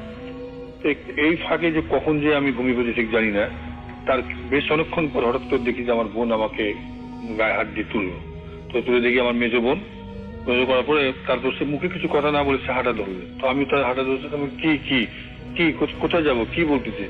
তো আমাকে ইশারায় বলতেছে যে তুই আমার দিকে আয়, এদিকে আয়। তারপর হঠাৎ করে দেখি যে সে দূরে সরে গেলো, যেদিকে আপনার কেবিন টেবিন আছে, দূরে সরে পরে ওখান থেকে সে হাত দিয়ে আমাকে ডাকতেছে। তো ততক্ষণে কিন্তু আমার কিন্তু সেন্স বলতে গেলে যে আমি কোথায় আছি কি আছি নাই, হঠাৎ করে লাইট পড়ছে আমার, ততক্ষণ আমার সেন্স আছে। আরে তখন আমি তাকে বলতেছি চিৎকার করে, কেন রে তুই আমাকে ওদিক কেন ডাকতেছিস? এর মধ্যে হচ্ছে কি আবার কতগুলো লোকের আওয়াজ, সিঁড়িতে কতগুলো লোকের আওয়াজ, আবার ওই নার্স ফার্সের আওয়াজ মনে হচ্ছে। তো আমি তাড়াতাড়ি নিজেকে গুছাই নিলাম, কারণ আমাকে ওই জায়গায় যদি একা দেখে, যদি কিছু জিজ্ঞেস টিজ্ঞেস করে আর কি, তো আমি মনে মনে প্রশ্ন ঠিক করলাম, উত্তর ঠিক করলাম যে আমাকে যদি প্রশ্ন করে যে তুমি এখানে কেন, তো বললো, তখন আমি বলবো যে আমার মায়ের অপারেশন হয়েছে, আমরা কেবিন পাইনি, তাই আমি এখানে আছি। এই বলে আমি ওই ভদ্র মহিলাকে দিকে, নার্সের দিকে হঠাৎ করে তাকিয়ে দেখতে যাব, তো হঠাৎ করে তার জুতার দিকে নজর পড়লো, জুতা কালো জুতা এবং সাদা ড্রেস পরে আছে। তো তারপর যখন আমি তার পা থেকে মাথা পর্যন্ত দেখতে যাই যাব, হঠাৎ দেখি যে মহিলাটা কি চেহারা তার, যে গরুর যেমন আপনার ওই গরুর যে ছেলে কষারে যেমন ছেলে দেয় গরুর মাথাটা, ঠিক ওই রকম হয়েছে, চোখগুলো বাইরে হয়ে আসছে, এবং তার শরীরটা মানে মুখ থেকে মুখমন্ডলটার মধ্যে থেকে মানে চামড়াটা টেনে কে যেন একেবারে টেনে দিয়েছে, এবং রক্তটা আপনার ফোটা ফোটা রক্ত পড়তেছে। এটা দেখার পরে, এই ভয়াবহ চেহারাটা দেখার পরে আমার জবানটা বন্ধ হয়ে যায়, এবং আমি যেন বোবার মতো হয়ে যায়। এবং আমি ওই দৃশ্যটা দেখতে চাচ্ছি না, কিন্তু আমাকে বারবার দেখানো হচ্ছে, মানে বারবার ঘাড় ঘুরে দেখে আমি দেখতে চাচ্ছি না। এই কয় মিনিট হবে ঠিক জানি না। তারপর আমি আমার মধ্যে আবার সেন্স আসে এবং আমি দৌড় দিয়ে যেতে চাই, দৌড় দিয়ে যাই, এবং শেষ পর্যন্ত দৌড়াতে পারার সক্ষম হই। আমি ওখানে যে ওই আমার ওখানে একটা চাদর ছিল, চাদরটা নিলাম, চাদরটা নিয়ে তখন আমি ওই ওখানে চাদরের মধ্যে ওই নিলাম, ওই ম্যাচটা খুঁজে পাই, মোমবাতিটা খুঁজে পাইনি, আর ম্যাচটা জ্বালায় দিয়ে ততক্ষণে আশ্চর্য হয়ে যায়, ওই নার্সটা আমার কাছে আছে, একটু দূরে আসে, প্রায় 2 হাত দূরে হবে, কিন্তু সে ওই ফ্লোর থেকে কিন্তু আপনার 1 হাত উঁচুতে। তখন আমি ম্যাচটা জ্বালাবার চেষ্টা করি, আসলে ভয় ম্যাচটা জ্বলছে না, এবং শেষ পর্যন্ত আমি সক্ষম হই। ম্যাচটা জ্বালাবার পর যখন তার দিকে ওই আগুনটা ছুঁড়ে মারি, আমি আগুনটা ছুঁড়ে মারার পরে, কারণ আমি জানতে পেরেছি অনেক মুরব্বীরা বলছে যে আগুন থাকলে কেউ মানে এগুলো একটু ভয় পায়, চলে যায়, এবং সত্যি আগুনটাও নিভে গেল, এবং ওই মহিলাটা ওই যে ভয়াবহ চেহারাটাও চলে গেল। তো যাই হোক, এরপর আমি কাপড় মানে আমার বেশ অন্যরকম লাগলো, আমি নিজে মানে কেমন যেন একেবারে কাউকে যে ডাকবো সেই অবস্থা আমার নেই। তখন আমি পুরো গায়ের চাদরটা দিয়ে একদিন যেখানে বসে বসে ঘুমাচ্ছিলাম ওখানে চলে যাই, এবং ওখানে অবস্থায় আবার থাকি। তারপর আমার ঘুমিয়েছে, কিছুক্ষণ পরে, কতক্ষণ আমি ঠিক জানি না, হঠাৎ করে আমার বোন আসছে, আমাকে গায়ে তুললো, একটা নর্মাল স্বাভাবিক। তখন আমার বোনকে আর বলিস কি রে, কি অবস্থা রে?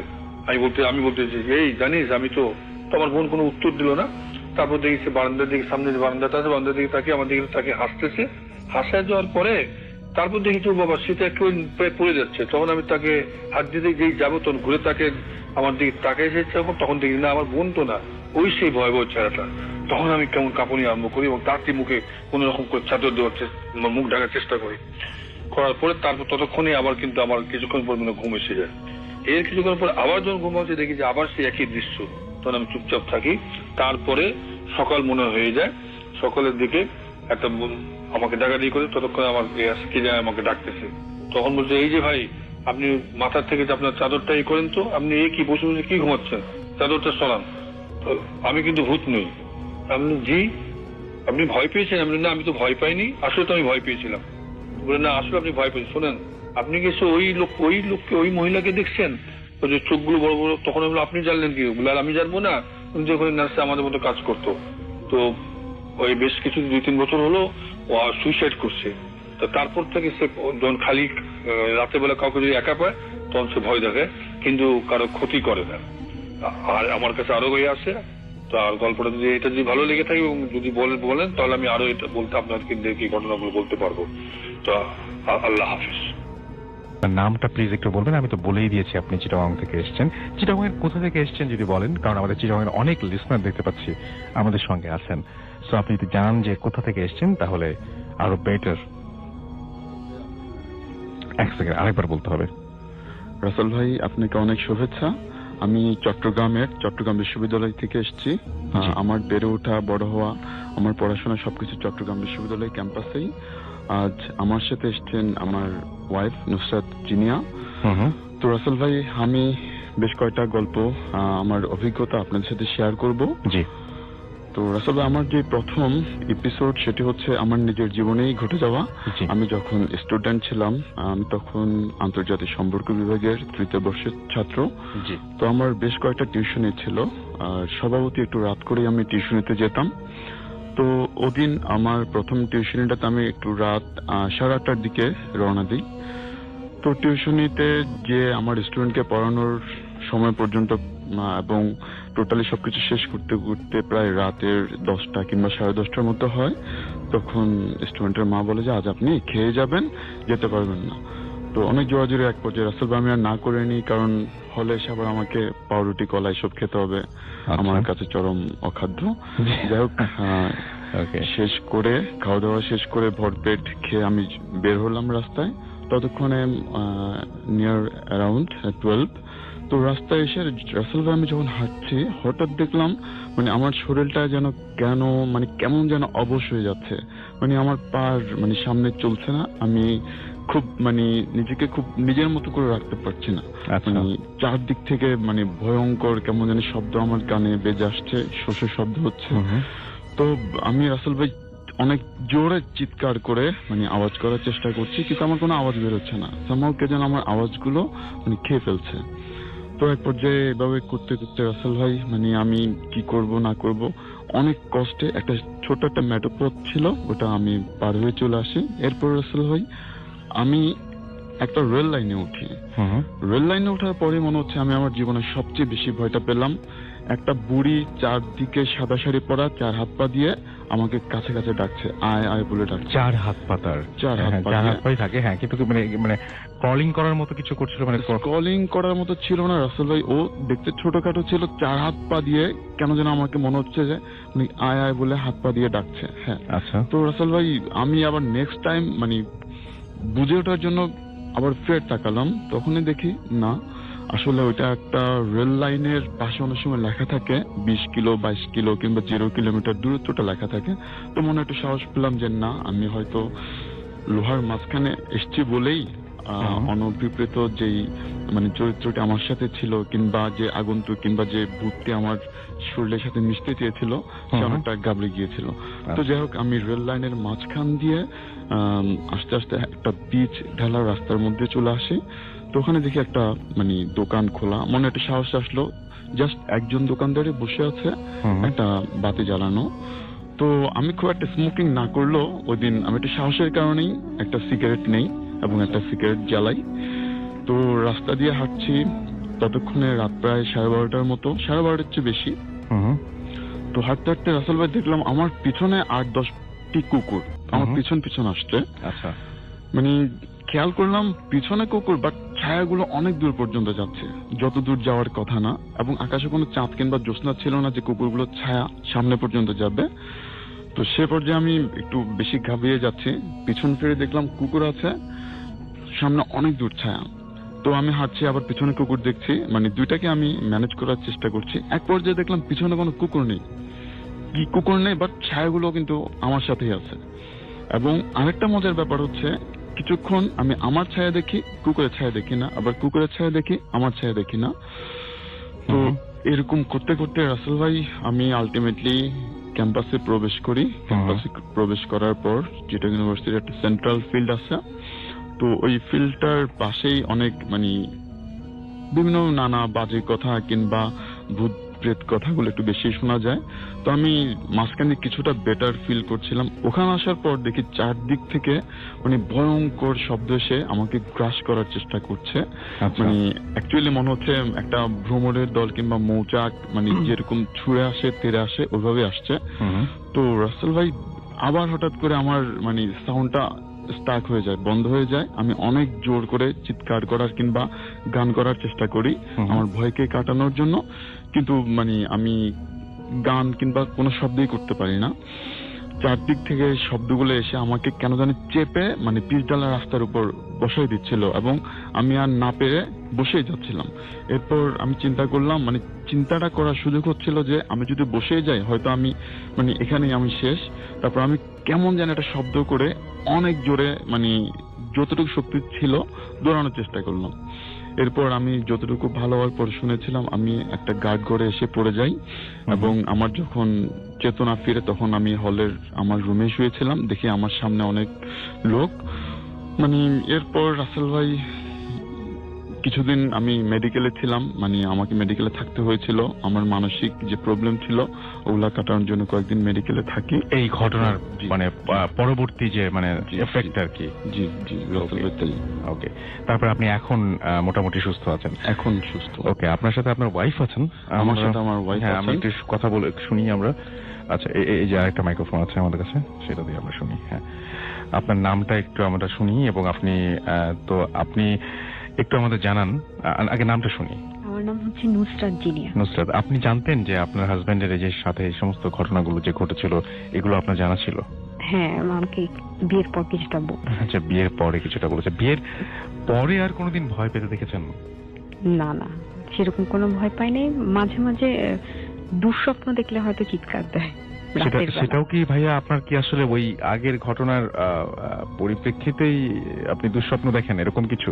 আসলে যেটা ব্যাপারটা অনেক কুশল ছিল আমার জীবনে, তো আমার মনে হচ্ছে ওইটার কোনো একটা ইফেক্ট আমার এখন পর্যন্ত রয়ে যায়। আমি এখনো মাঝে মাঝে অন্ধকারে কিংবা ঘুমের মধ্যে চিৎকার দিয়ে উঠি, কারণ রাসেল ভাই টানা 4 ঘন্টা কিংবা 2 ঘন্টা আমি যে একটা পরিস্থিতির মধ্যে ছিলাম, তো এরপর আমাকে 3-4 দিন মেডিকেলে থাকতে হয়েছিল এবং আমাকে যথেষ্ট ওষুধও নিতে হয়েছিল। তো এখন একটু কম, বাট সামহাও আমার কাছে মাঝে মাঝে এখনো ব্যাপারটা ঘটে থাকে। ওই ব্যাপারটা ভুলে যাওয়াটা আসলে আপনার জন্য হয়তো কখনোই সম্ভব না। Thank you very much. আমাদের সঙ্গে আরো একজন অতিথি আছেন, আমরা তার কাছে যাব এবং আপনি শুরুতে একটু প্লিজ বলবেন যে আপনি কোথা থেকে এসেছেন এবং আপনার নামটা একটু প্লিজ বলবেন, তারপর আপনার ঘটনায় যাব আমরা।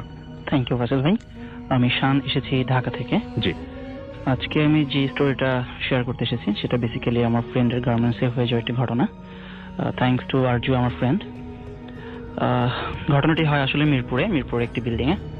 এটা 1 নম্বরই পড়েছে, চিড়িয়াখানা রোডে, 14 তলা বিল্ডিং।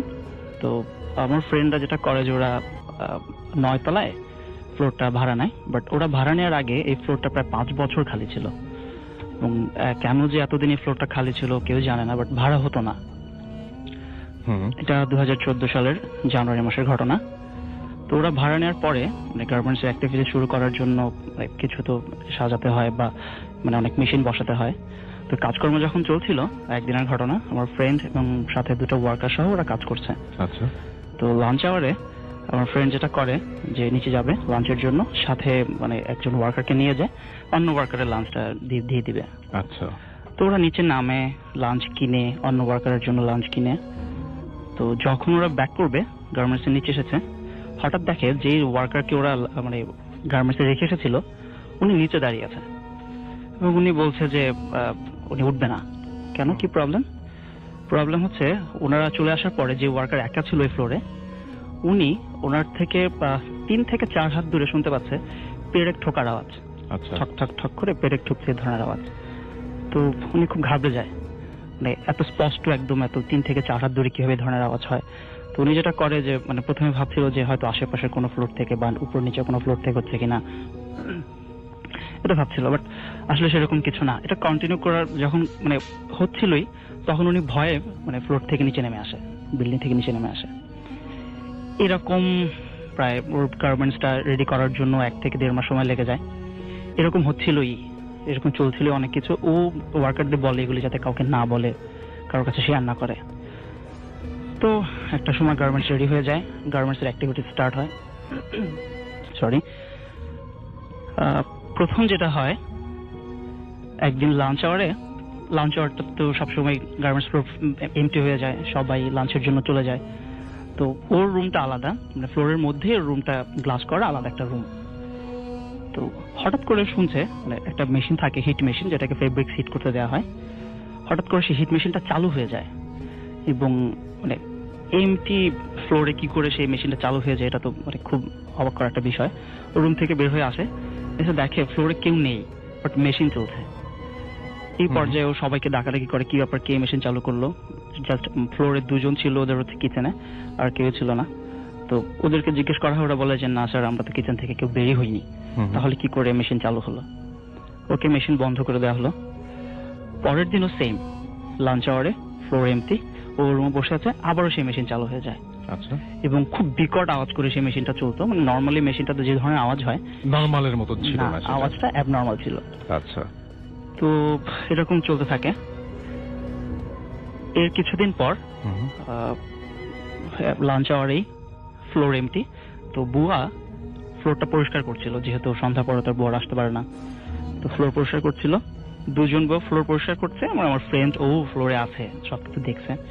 তো ঝাড়ু দিচ্ছে একজন বুয়া, তো ও হঠাৎ করে শুনছে একজন বুয়া মানে কার সাথে যেন কথা বলছে, মানে বলছে, বুয়া বলছে যে আমি তো ইচ্ছা করে করিনি, আমি তো ইচ্ছা করে আপনার গায়ে বাড়ি দিইনি, এরকম করে বলছে। তো ও তাকিয়ে যেটা দেখে যে ওই বুয়াটা উবু হয়ে ঝাড়ু দেওয়া অবস্থা যেভাবে ছিল ঠিক ওভাবেই আছে, ওভাবেই কথা বলছে, বাট সে মানে সোজা হয়ে দাঁড়াচ্ছে না। এবং শেষ পর্যন্ত যেটা করে যে ডাক দেয়, বুয়া কি হলো, তুমি কার সাথে কথা বলছো। তো ও নাকি উনি মানে ওই বুয়া নাকি উঠতেই পারে না, এবং ওই অবস্থায় উনি ফেন্ট হয়ে পড়ে যায়। আচ্ছা, এরপরে যেটা হয়, উনি প্রায় মানে উনি কথা বলতে পারছিল না, ওনাকে ধরে বাসা নিয়ে যাওয়া হয়। পরে 1 সপ্তাহ উনি অসুস্থ থাকেন, এবং এই 1 সপ্তাহ উনি কথা বলতে পারেননি। এটাই তো খুব অদ্ভুত বলেছেন আপনি, যে ঝাড় দেওয়ার যে ব্যাপারটা বললেন, হ্যাঁ, এই ব্যাপারটা কিন্তু খুবই অদ্ভুত। হ্যাঁ, ওনার মানে 1 সপ্তাহ পর যখন উনি নর্মাল হন, মানে উনি 1 সপ্তাহ কথা বলতে পারেননি। ওনার ফ্যামিলি যেটা করেছে যে বুয়া লেভেল যেহেতু, সো ওরা সরাসরি মানে হুজুর টুজুর এই জাতীয় কিছু আর কি করে, হুজুর মানে ই করে, ঝাড়ফুঁক করার পরে যেটা বলে যে এখানে মানে 13 জন জিনের একটা গ্রুপ আছে এই ফ্লোরটাতে। আচ্ছা আচ্ছা, তো 1 সপ্তাহ পরে যখন বুয়া নর্মাল হয়, উনি যখন কথা বলতে পারে, তখন ওনার কাছ থেকে যেটা জানা যায়, উনি ঝাড়ু দেওয়া অবস্থায় উনি দেখতে পান যে ওনার ঝাড়ুটা একজন লোকের পায়ে বাড়ি খেয়েছে। আচ্ছা, এবং ওনার হাঁটুর নিচ পর্যন্ত উনি দেখতে পাচ্ছে জোব্বা পরা, যে জোব্বা, সে জোব্বা দেখতে পাচ্ছে। এবং পায়ে বাড়ি লাগার পরেই ওনাকে জিজ্ঞেস করে, মানে ওই লোকটা, যে ওই লোকটার চেহারা তুমি দেখতে পাননি, উঁচু হতে পারছিলেন না, জিজ্ঞেস করে যে তুই কেন আমার পায়ে বাড়ি দিলি।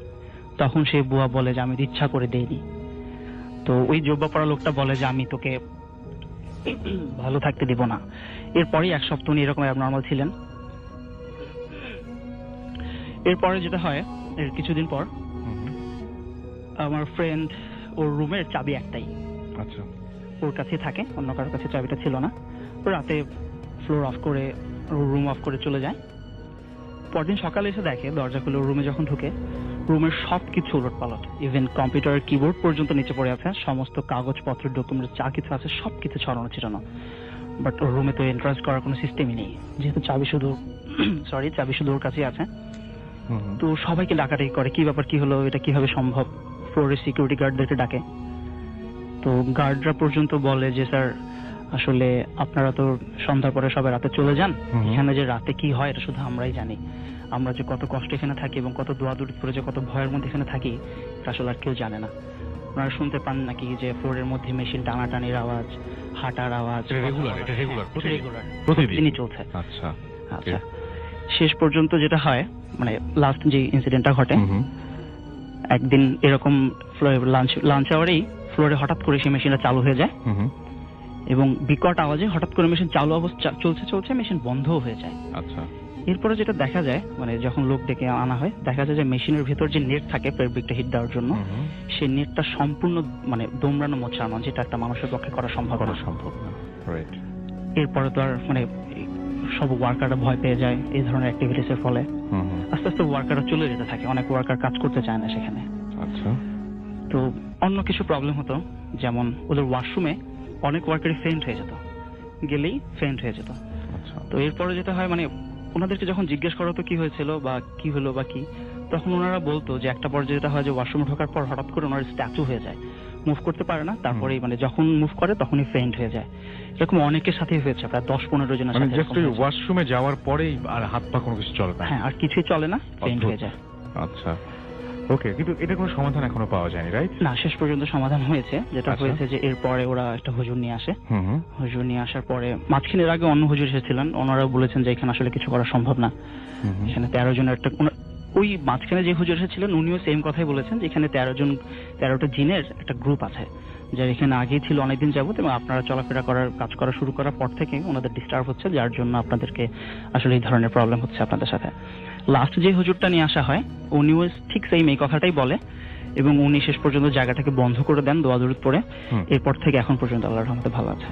Thank you very much. আমরা চলে যাব আমাদের পরবর্তী অতিথির কাছে, এবং আপনার আরো একবার নামটা একটু প্লিজ বলবেন, তারপরে আমি আপনার ঘটনায় যাব। আমি হচ্ছে, আমার নামও রাসেল, রাইট, রাসেল কিংবা রাসেল রহমান নামেও কিছু কিছু সময় পরিচিত।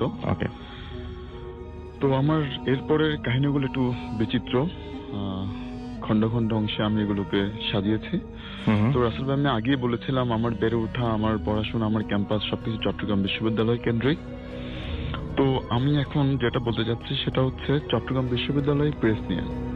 আমাদের চট্টগ্রাম বিশ্ববিদ্যালয় প্রেস নিয়ে যেটা দেখা যায় সেটা হচ্ছে রাতের বেলা ওখানে যেসব গার্ডরা দায়িত্ব পালন করেন, প্রায় সময় আগন্তুক কিংবা অন্য কেউ এসে কিংবা একটা অজানা আওয়াজ এসে তাদের কাছে প্রেসে চাবি চায়, এবং চাবি ওরা দিতে যদি দেরি করে দেখা যাচ্ছে ওদের কোনো প্রবলেম করে কিংবা কোনো সমস্যা করে, তো গার্ডরা মানে ঝামেলা এড়ানোর জন্য চাবি দিয়ে দেয় ওরা, এবং কিছুক্ষণ পরে খেয়াল করে। যারা আসেন তারা কারা?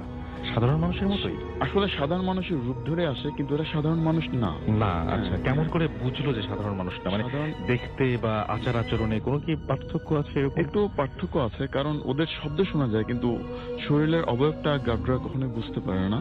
ওকে। তো ওরা চাবি দেওয়ার পর চাবিটা হঠাৎ ওখান থেকে গায়েব হয়ে যায়, এবং কোনো দরজা খোলা হয় না, বাট ভিতর থেকে প্রেস চলার শব্দ শোনা যায়। ভিতরে প্রেস মেশিন শুনলাম, এবং এখন প্রেসের এই ব্যাপারটা ঘটছে। আচ্ছা, ওকে। দুই জায়গায় আপনার ঘটনাটা হচ্ছে মিরপুরে আর এটা হচ্ছে চট্টগ্রামে। হ্যাঁ, তারপরে রাসেল ভাই, প্রেস চলে এবং টানা ফজরের আজান পর্যন্ত প্রেসটা চলতে থাকে। ফজরের আজান পর্যন্ত? আজানের পরে কি থেমে যায়? আজানের পরে রাসেল ভাই এটা অটোমেটিক্যালি থেমে যায়। আচ্ছা, কি প্রিন্ট হয় এটা? খুব কি প্রিন্ট হয় আসলে অনেকটা ফাইন্ড আউট করা না গেলেও, তো যতটুকু আমাদের ওখানকার মানুষেরা মনে করে যে জিনদের মধ্যে পড়াশোনা হয়, পড়ালেখা হয়, তো অ্যাজ ইউজুয়াল আমাদের জেনারেল এটা আপনাদের এলাকার মানুষজন মনে করেন, এবং গার্ডরাও তাই মনে করেন। আমাদের জন্য যেমন প্রশ্ন কিংবা বই কিংবা ডায়েরি কিংবা ক্যালেন্ডার কিংবা ম্যাগাজিন, মানে আমাদের যে সমস্ত প্রিন্টের কাজ আছে ওনাদেরও এরকম অনেক কিছু প্রিন্টের কাজ থাকতে পারে, এটাই আপনাদের এলাকাবাসী যারা আছেন তারা মনে করেন। আচ্ছা, আরো কি ঘটনা আপনাদের? অবশ্যই আছে। এরপরে আমি আমাদের সেন্ট্রাল মস্কের একটা কাহিনী বলছি। আমাদের সেন্ট্রাল মস্কের নিয়ে মানে যেসব গার্ডরা দায়িত্ব পালন করেন ওনাদের মুখ থেকেই শোনা।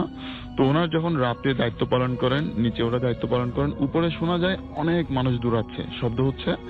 তো ওরা কে বা কারা আসছে জানার জন্য যখন উপরে যায় দেখে একদম প্রচন্ড নীরব, কোনো দৌড়াদৌড়ির শব্দ নাই, সবকিছুই শুনশান। তারপর ওনারা যখন আবার উপর থেকে নিচে আসেন দেখা যাচ্ছে যে আবারও দৌড়াদৌড়ি, আবারও শব্দ। এই জিনিসটা ক্রমাগত চলতেই থাকে। এবং আরেকটা মজার ব্যাপার হচ্ছে ওই সেন্ট্রাল মস্কের মিম্বরের উপরে মসজিদে একটা যত পাওয়ারফুল লাইটই দেওয়া হোক, সর্বোচ্চ লাইটটি 1 থেকে 2 ঘন্টা, এরপরে এটা ফিউজ হয়ে যায় কোনো কারণ ছাড়াই। মানে যে ইলেকট্রিসিটি আছে সেটা ফ্ল্যাকচুয়েট বা কিছু না, মানে ফ্ল্যাকচুয়েট এই জাতীয় কোনো ঘটনা হয় না। এটা সর্বোচ্চ 1 ঘন্টা থাকবে, পরে লাইটটা অটোমেটিক ফিউজ হয়ে যায়। এবং এই ঘটনা টিল নাও সত্য।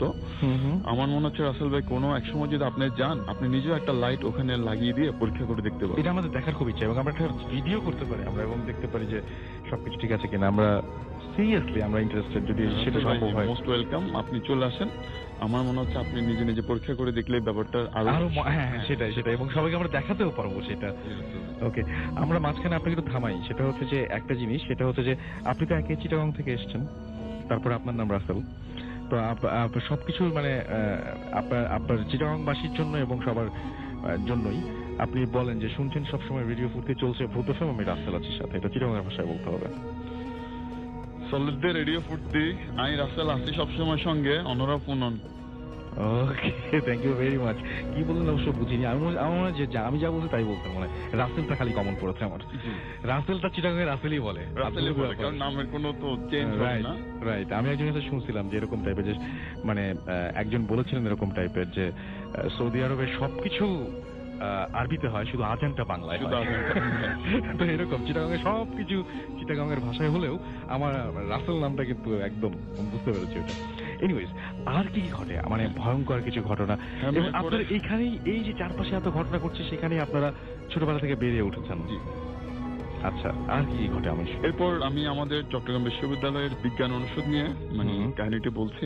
তো বিজ্ঞান অনুষদে রাসেল ভাই যারা দায়িত্ব পালন করেন গার্ড, কারণ বেশিরভাগ কাহিনী রাতে হয় এবং রাতে সাধারণত গার্ড ছাড়া ওখানে তৃতীয় কিংবা অন্য কোনো ব্যক্তি থাকে না। তো দেখা যাচ্ছে যে ক্লাসরুমের চাবি চাই গার্ডের কাছে। তো একবার এক গার্ড নাকি ঘুমাচ্ছিল একটা বেঞ্চিতে, তো কে বা কারা সে ওর মানে কনিষ্ঠ আঙ্গুল ধরে শুধু টান দিচ্ছে। হ্যাঁ, মানে টান দিচ্ছে। তো উনি ভাবছেন মানে মানে কোনো হয়তো ঝামেলা কিংবা স্বপ্ন দেখছেন। তো উনি একটু নড়ে চড়ে উঠে আবার শুয়ে যান। তো কিছুক্ষণ পর দেখা যায় আবার টান দিচ্ছে এবং একটা শব্দ আসে যে চাবি চাই, চাবি। তো উনি কেন চাবি দেবে এটা বলার পর আরেকটা শব্দ আসে মানে চাবি চাই, চাবি। তো উনি নাকি একটা চাবি দিয়ে দেন। চাবি দেওয়ার পর দেখা যাচ্ছে যে ক্লাসরুমে পড়ার শব্দ হচ্ছে এবং উনি যে ইয়াতে টুলটাতে শুয়েছিলেন ওখান থেকে ওনাকে বারবার টান দিচ্ছিল। দ্যাট মিনস যে তুমি এটা ছেড়ে দাও, এটা আমাদের কাজে লাগবে। এবং উনি ওই টুলটা ছেড়ে দিয়ে যখন পাশে শেষ মানে অন্য একটা জায়গায় শুলেন, তখন কিন্তু আর তার পা ধরে কেউ টান দেয়নি।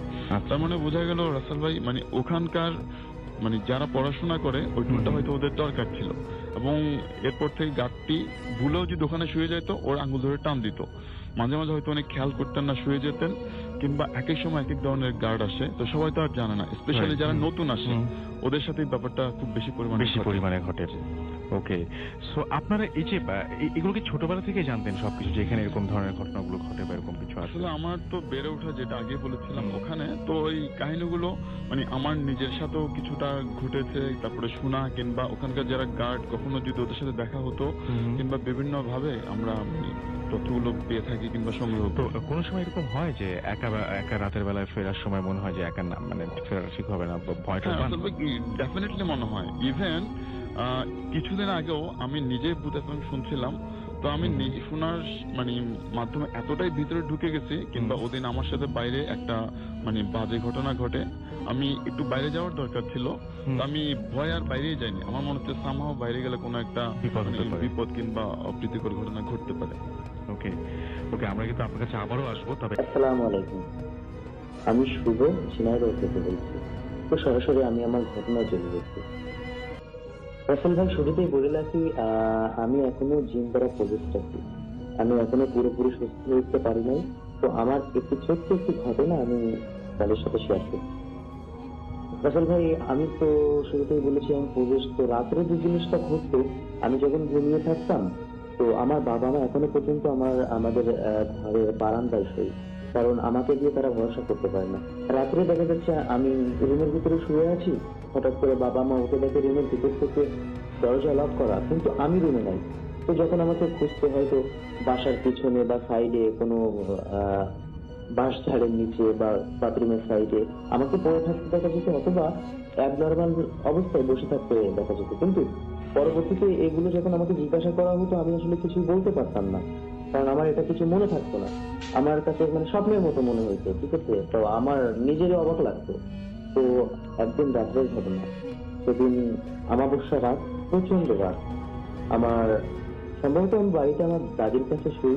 তো দাদি আত্মীয় বাসায় বেড়াতে গিয়েছিল, আমি দাদির বাসায় একা শুয়েছিলাম। এটা 2013 সালে 14 ফেব্রুয়ারির আগের রাতে, মানে 13 ফেব্রুয়ারির রাতে। তো হঠাৎ করে আমি স্বপ্ন দেখছি যে আমি বিছানা থেকে উঠলাম। বিছানা থেকে ওঠার পরে আমার শরীরের গায়ে একটি স্যান্ডো গেঞ্জি ছিল, গেঞ্জিটা খুলে ফেললাম। আর পরনে যে প্যান্টটা ছিল, প্যান্টটা খুললাম। ভিতরে আমার একটা হাফ প্যান্ট পরনে ছিল। তো এই অবস্থায় আমি দরজাটা খুলে বাইরে বেরিয়ে গেলাম। রাসেল ভাই, বলে রাখি, এই অমাবস্যার রাত্রে কিন্তু আমার যেন কেন যেন মনে হচ্ছে যে আমি দিনের বেলায় বের হচ্ছি। আমার কাছে সবকিছু পরিষ্কার মনে হচ্ছে। তো তারপরে হাঁটতে হাঁটতে আমাদের বাসা থেকে 5 থেকে 7 মিনিট হাঁটলে আমাদের গোরস্থান। তো গোরস্থানের ভিতরে আমি হাঁটতে হাঁটতে গেলাম। যার পরে সমস্ত গোরস্থানের ভেতরে আমি ঘোরাফেরা করলাম। ঘোরাফেরার পরে হঠাৎ দেখলাম একটি কবরস্থানের পাশে একটি গোলাপ ফুলের গাছ এবং অনেক পরিমাণ গোলাপ ফুলছে। কিন্তু রাসেল ভাই আরেকটা কথা বলে রাখি, আমাদের কবরস্থানে কোনো গোলাপ ফুলের গাছ নেই। তো সেখান থেকে আমি একটা গোলাপ নিলাম। গোলাপটা নেওয়ার পরে আমি আমাদের কবরস্থানের প্রাচীরের উপর উঠলাম। প্রাচীরের উপর উঠার সাথে সাথে প্রাচীরের উপর থেকে যখন লাফ দিলাম, অটোমেটিকলি আমি শূন্য ভেসে যাচ্ছি। মানে কি বলবো, আমি বাতাসের মধ্যে শূন্য ভেসে আছি। এইভাবে ভাসতে ভাসতে ভাসতে ভাসতে ভাসতে ভাসতে আমি যখন ভাসছি, তখন আমার নিচে আমি দেখতেছি অনেক সাপ এবং হিংস্র জন্তু আমাকে আক্রমণ করার জন্য নিচের থেকে নিচ দিক থেকে লাফ দিচ্ছে, কিন্তু আমাকে ছুঁতে পারছে না। আমি ভাসতে ভাসতে ঠিক আমাদের বাড়ির সামনে গিয়ে গেলাম। তারপরে গোলাপ ফুলটা নিয়ে আমি আমার দাদির রুমের ভিতরে ঢুকে গোলাপ ফুলটা আমার একটা ডায়েরির পাতার ভিতরে রেখে আমি ওভাবে ঘুমিয়ে পড়লাম। তখন ভাই আমি যখন সকালে ঘুম থেকে উঠি, তখন আমার প্রচন্ড পরিমাণ শরীর ব্যথা। আমি আসলে বোঝাতে পারবো না, এত পরিমাণ ব্যথা আমি উঠতে পারছি না। তো হঠাৎ আমার মনে হলো স্বপ্নের কথা, একটু মনে হলো। তারপরে হঠাৎ করে মনে হলো গোলাপ ফুলের কথা। তো রাসেল ভাই আশ্চর্য বিষয় এটা যে ঠিক তখন আমি আমার ডায়েরিটা খুলে গোলাপ ফুল পাই নাই, কিন্তু গোলাপ ফুলের 7 থেকে 8টা পাপড়ি, এবং সে পাপড়িতে এখনো মানে শিশির বিন্দু লেগে আছে এমন পাপড়ি পেয়েছিলাম, এবং সেই গোলাপ ফুলের পাপড়ি আজও আমার কাছে আছে রাসেল ভাই। তারপর থেকে আমার ভিতর আরেকটি পরিবর্তন লক্ষ্য দেয়। আসলে কোথাও কোনো কিছু ঘটলে বা আমার আত্মীয় স্বজনদের ভিতর বিপদ আপদ বা কোনো একটি অনুষ্ঠান ঘটলে আমি আগের থেকে বুঝতে পারি। আরেকটা রাসেল ভাই, আমি যখন গাড়িতে চলাফেরা করি রোডে, হাইওয়েতে, তখন কখনো যদি গাড়িতে বসে আমার মনের ভিতরে এমন হয় যে গাড়িটা আজকে অ্যাক্সিডেন্ট করবে, তো রাসেল ভাই আসলে অ্যাক্সিডেন্ট করবেই। আমার লাইফে এমন 3 দিন ঘটেছে যেদিন আমি গাড়িতে বসেছি এবং ভাবছি যে অ্যাক্সিডেন্ট করবে, সেদিন গাড়িটা অ্যাক্সিডেন্ট করবে। পরপর আমার লাইফে 3 দিন এমন ঘটছে। ধন্যবাদ স্বপ্নকে। আমরা চলে যাব আবারও আমাদের পরবর্তী অতিথির কাছে। আপনার নামটা প্লিজ একটু বলবেন, আপনি কোথা থেকে এসেছেন যদি আমাদের বলতেন। থ্যাংক ইউ রাসেল ভাই, আমি শান এসেছি ঢাকা থেকে। জি, শুনি আপনার ঘটনা। এখন আমি যে ইনসিডেন্টটা শেয়ার করব, এটা বেসিক্যালি আমার ফ্রেন্ড আরিফের কাছ থেকে শোনা। তার আগে আমি একটু ভূমিকা বলে নেই। সেটা হচ্ছে যে আপনারা জানি না কেউ বিশ্বাস করেন না কিনা, কিন্তু অনেকবার এটা নিয়ে আলোচনা হয়েছে যে মৃত মানুষ ফিরে আসে। আমি আপনাকে জিজ্ঞেস করি যে আপনার কি মনে হয় যে মৃত মানুষ আসলে সামনে ফিরে আসতে পারে? যদি আপনি এরকম একটা ঘটনা বলবেন, তারপরে আমি বলছি যে আপনার নিজের কি মনে হয়। আমার মনে হয় খুব ক্লোজ কেউ থাকলে, যেমন আমার যদি খুব ক্লোজ কেউ থাকে, সে মারা যাওয়ার পরও আমার মনে হয় তাকে সামনাসামনি দেখা সম্ভব। আপনার এটা মনে হয়? হ্যাঁ, আমার মনে হয়। এবং শুধু ক্লোজ কেউ না, আবার যদি মানে এখন আমি যে ইনসিডেন্টটা শেয়ার করবো, এটা কিন্তু ক্লোজ কেউ ছিল না তার, তারপর সে সামনাসামনি। আমরা ইনসিডেন্টটা শুনে তারপর আবার আলোচনা করি। জি প্লিজ বলেন। আরিফের সাথেই, মানে আরিফ আমার ফ্রেন্ড, ও আমার কাছে এটা শেয়ার করেছিল এবং ওর সাথেই ঘটে যায় এই ঘটনাটি। এটা ঘটে 2004 সালে। আচ্ছা। তো ওরা কামারপাড়ায় বাড়ি করে, ঢাকার পাশেই উত্তরের দিকে কামারপাড়া। তো এখন যতটা কামারপাড়া উন্নত, তখন ততটা উন্নত ছিল না। আচ্ছা। তো একবার মানে ওরা যখন বাড়ি করার পরে মানে থাকা শুরু করলো। তো একদিন এলাকার একটা ছেলের সাথে, ওর চেয়ে বয়সে 2 বছর ছোট হবে, মানে ছোট মানে কথা কাটাকাটি নিয়ে তর্কাতর্কি করতে করতে একটা পর্যায়ে ঝগড়া হয়ে যায়। একটা পর্যায়ে যেটা করে, ওই ছেলেটা আরিফ আমার ফ্রেন্ডকে থাপ্পড় মেরে বসে। আচ্ছা। তো রিপ্লাইতে আরিফ ওকে কিছু মারধর করে, এবং পরে যেটা হয়, এলাকায় একটা সালিশ বা বিচার ধরনের কিছু হয়, এবং বিচারে ওই ছোট ছেলেটাকে দোষী বলা হয়। ওর বাবা মা ওকে মারধর করে। আনফরচুনেটলি যে কোনো কারণেই হোক, সেদিন রাতে সে ছেলেটি সুইসাইড করে। আচ্ছা। তো এর 1 মাস পরের ঘটনা। এর মধ্যে আরিফ ওই ছেলেটা সুইসাইড করার জন্য নিজেকে অনেকটা দায়ী মনে করছিল, হয়তো আমার সাথে এই ধরনের ঘটে যাওয়ার কারণেই হয়তো ওই সুইসাইডটা করলো। আচ্ছা। বাট আসলে সেরকম কিছু ছিল কিনা একমাত্র আল্লাহই জানেন। এর 1 মাস পরের ঘটনা। আরিফ প্রায় রাত 1টার দিকে বাসায় ফিরছে। তো মানে কামারপাড়া থেকে, যে আব্দুল্লাহপুর থেকে কামারপাড়া ফিরতে মানে খুব ভালো কোনো কমিউনিকেশন সিস্টেম ছিল না।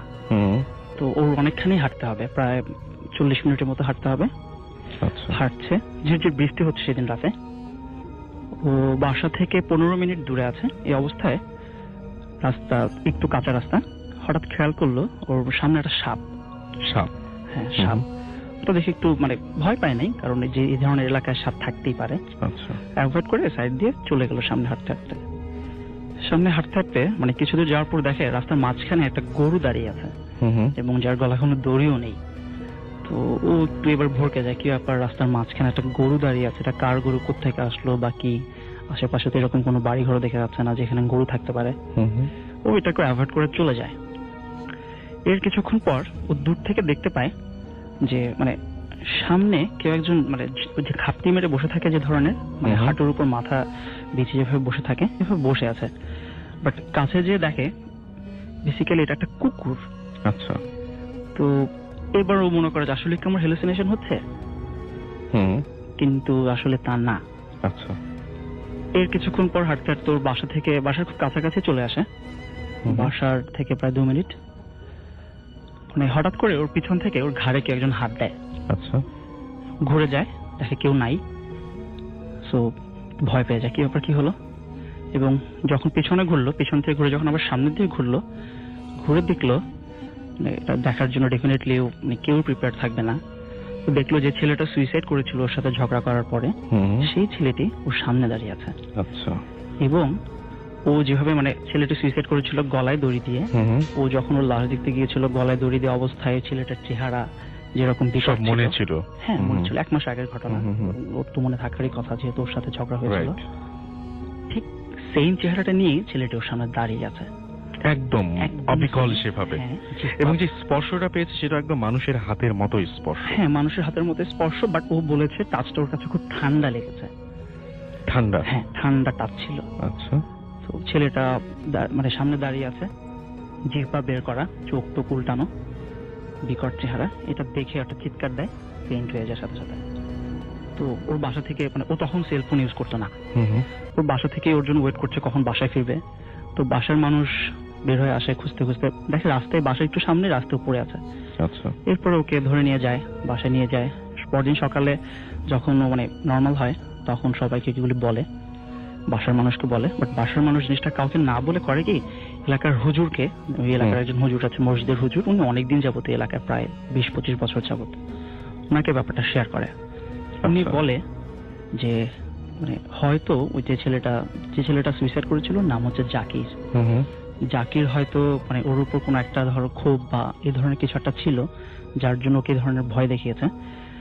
এবং ওকে বলে যে তুমি একটা কাজ করবা, নেক্সট ফ্রাইডেতে জুম্মার নামাজের পরে ওর কবরের সামনে যেয়ে ওর কাছে একটু দোয়া দূর করে কবরটা জিয়ারত করে একটু ক্ষমা এই ধরনের কিছু চেয়ে নেয়া। তো মানে আসলে কি এই ধরনের কোনো কিছু সম্ভব কিনা, কোনো মৃত ব্যক্তির সামনে চলে আসা, বাট এটা যে হ্যালুসিনেশন ছিল না এটা কনফার্ম, এটা একদম 100% কনফার্ম না? শিওর। এবং কারণ ও টাচ পেয়েছে, একটু বড় কিছু না, ঘাড়ে টাচ পেয়েছে। আচ্ছা, কিছু কিন্তু কথা হয়নি দুজনের মধ্যে? কোনো কথা হয়নি। কোনো কথা হয়নি। পিছন ফিরে যখন আবার সামনের দিকে ফিরলো, ওর থেকে মাত্র 1 হাত দূরে দাঁড়িয়ে আছে। এবং ও মানে এটা তো আসলে ও নিজে তো যেহেতু আমার কাছে বলেছে, মানে ও সবচেয়ে ভালো বলতে পারতো। মানে এর চেয়ে ভয়ঙ্কর কোনো দৃশ্য হয় না। 1 মাস আগে ওর সাথে ঝগড়া হওয়া ছেলেটা সুইসাইড করে মারা যায়, এবং সেই মুহূর্তে সে ছেলেটা ওর সামনে ঠিক ওই অবস্থায় দাঁড়িয়ে আছে। এর চেয়ে ভয়ঙ্কর কোনো কিছু হয় না। ট্রু। অনেক ধন্যবাদ আপনাকে। যাব পরবর্তী ঘটনায়। আপনার নামটা কি একটু বলবেন এবং আপনি কোথা থেকে এসেছেন একটু আমাদের বলেন। হ্যালো লিসেনার্স, আসসালামু আলাইকুম। আমি আমিনুল হক সেতু, ধানমন্ডি 27 থেকে এসেছি। ওকে, ধানমন্ডি 27 থেকে এসেছেন। আপনার যে ঘটনাটা বেসিক্যালি আপনাদের 3 জনের সাথে একই ঘটনা ঘটেছে। আমরা ঘটনাটা আপনি যখন বাইরে বলছিলেন তখন অনেক বড় করেই বলছিলেন, আমরা একটু ছোট করে ফেলি তাহলে সবার বুঝতে একটু সুবিধা হবে। আমরা শুনি। আমি সবার ঘটনা চলে যাই। আমার ঘটনা হচ্ছে বেসিক্যালি হচ্ছে 2013 সালের সেপ্টেম্বর মাসে। তো আমি ঢাকায় একটা ভার্সিটিতে পড়াশোনার সুযোগে হোস্টেলে উঠি আর কি। তো হোস্টেলে ওঠার পর 7-8 দিন কোনো প্রবলেম ছিল না, থাকলাম ভালো মতো। তো একদিন রাতের বেলা হঠাৎ করে দেখলাম ছাদে, আর আমি বলে রেখে আমি থাকতাম হোস্টেল 4 তলায়, আর উপর ছিল ছাদ। তো ছাদে একদিন দেখলাম রাত্রি বাজে আনুমানিক 12টা থেকে 12:30, মানে লাফানি শব্দ, লাফাইতেছে টাইপের কেউ একটা। তো ভাবলাম যে মনে হয় ছাদে দুষ্টামি করতেছে বা ফোনে কথা বলতেছে, এই জন্য লাফালাফি করে মজা নিতেছে।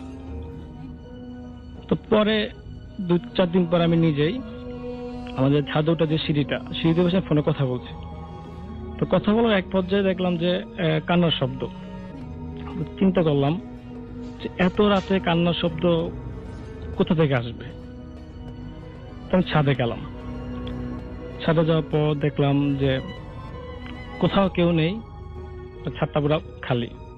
তো ভাবলাম হয়তো পাশের বিল্ডিং এর ফ্ল্যাট থেকে হয়তো কেউ কান্নাকাটি করছে, ওই শব্দটা পাইছি আমি। আমি নিচে চলে এসে রুমে ঢুকে পরে আমি কারোর সাথে জিনিসটা ডিসকাস করলাম না। তো আস্তে আস্তে হোস্টেলের মধ্যে সমস্যা বাড়তে থাকলো। তো লাইক যেমন বাথরুমে যদি ঢুকিয়ে দেখলাম যে বাথরুমের সুইচ অফ বা লাইট অফ। তো প্রথমত ভাবতাম হতো আমাদের সাথে ছেলেপেলেগুলোকে দুষ্টামি করে। পরে এক সময় দেখলাম যে না, দুষ্টামির মধ্যে গুলো পড়তেছে না। তো দেন আমরা আমার এক বড় ভাইকে জানাইলাম যে ভাই এই ঘটনা, তো আপনি একটু দেখেন। তো ভাইটা কয়েকদিন পরে আমাদের হোস্টেলের নিচেই পাশের বিল্ডিং এ যে দারোয়ান চাচার সাথে জিজ্ঞাসা করলো চাচা এই ঘটনাটা কেন। তো চাচার কথা ছিল বেসিক্যালি এরকম যে বললো যে কাকা আপনি যে হোস্টেলে আছেন, হোস্টেল তো আগে ছিল নর্মাল হচ্ছে ফ্ল্যাট বাসা, 4 তলা ফ্ল্যাট বাসা। তো 4 তলায় ফ্ল্যাট ছিল 2টা। তো এটা 2008 সালের ঘটনা যে 4 তলায় ডান সাইডে যে ফ্ল্যাটটা, এই ফ্ল্যাটে একটা মেয়ে বিষকে সুইসাইড করেছে। তো পরে ওই ফ্যামিলিটা 2-3 মাস পরে ওই বাসাটা চেঞ্জ করে অন্য বাসায় চলে যায়। দেন ওই ফ্ল্যাটটা যখন খালি হইলো, পরবর্তীতে যে কোনো ভাড়াটি আসলেই 2 থেকে 3 মাস বেশি স্থায়ী হতো না, তারা চলে যেত। আস্তে আস্তে পুরো বাসাটার মধ্যে প্রবলেম দেখা দেয়। দেন বাড়িওয়ালা এক পর্যায়ে আপনি যে হোস্টেলটা করছে হোস্টেলের কাছে প্লেসটা বিক্রি করে দেয়। তো পরে উনি এটাতে হোস্টেল করছে জায়গাটার মধ্যে। তো যথাযথ ওই ভাইয়াটা, ওনার নাম হচ্ছে সাইফুল হাসান, যথাযথ ওই ভাইয়াটা এসে বললো যে এই ঘটনা। তো আমরা কেউ পাত্তা দিতাম না, কেন পাত্তা দিতাম না হচ্ছে ভাইয়াটা সবসময় মজা করতাম আমাদের সাথে যে এই আছে। তো বললাম যে ভাই আপনি তো মজা নিতেছেন কেন, এটা তো ট্রাস্ট হয় না। তিনি বললেন ট্রাস্ট না হইলে নাই, কিছু করার নাই। তো মাঝখানে কিছুদিন ঝামেলা হয় নাই। পরে হচ্ছে একসময় আমাদের ফাইনাল একদম শেষ হয়ে যায়, আর আমরা যেহেতু বাসটির মধ্যে একদম ছিল মোটামুটি যে যার মতো বাসায় চলে যায়। তো আমরা 4 তলায় ওই দিন ছিলাম আমরা 3 জন। তা আমার সাথে ছিল নাফি ফ্রেন্ড, ও বাসায় চলে গেছে আর আমি একা। দেন শুয়ে পড়লাম, মোটামুটি আমি একা শুয়ে পড়লাম। শোয়ার পরে হচ্ছে আপনি 12টা থেকে 12:30টার মধ্যেই লাইটের সব একটা গন্ধ পাচ্ছি আমি। গন্ধটা হচ্ছে লাইক এরকম ডাস্টবিনে পচা গন্ধ, এই টাইপের গন্ধ। তো চিন্তা করলাম যে এই টাইপের গন্ধ তো রুমে আসার কথা না, কারণ আমার রুমের তো ঝুঁকিটা পরিষ্কার। তারপরে উঠে দেখলাম যে না পরিষ্কার আছে, ভাবলাম হয়তো পাশে কোনো গন্ধ টন্ধ আসছে এই টাইপের। দেন 1:40 থেকে 1:45 বা 50 এই সময়ের মধ্যে আমি মানে রুমের মধ্যেই একটা কান্নার শব্দ পাই, হালকা করে একটা কান্নার শব্দ পাই। আমি চোখে ঘুম এসে পড়ছে অনেকটা। তো ঘুম চোখে একটু উঠানোর পরে দেখলাম যে আমার বিছানায় কেউ একজন শুয়ে আছে। তখন জিনিসটা মাথায় এতটুকু আসলো না যে বিছানায় শুয়ে থাকবে কে। আমি আবার যথাযথ বিছানায় শুয়ে পড়লাম। হঠাৎ মাথায় আসলো যে বিছনাতে কেউ থাকার কথা না, কারণ আমার রুম তো আমার কাছে নাই। তো বিছনায় আসলে কে, হুট করে বসে পড়লাম। বসানোর পরে হচ্ছে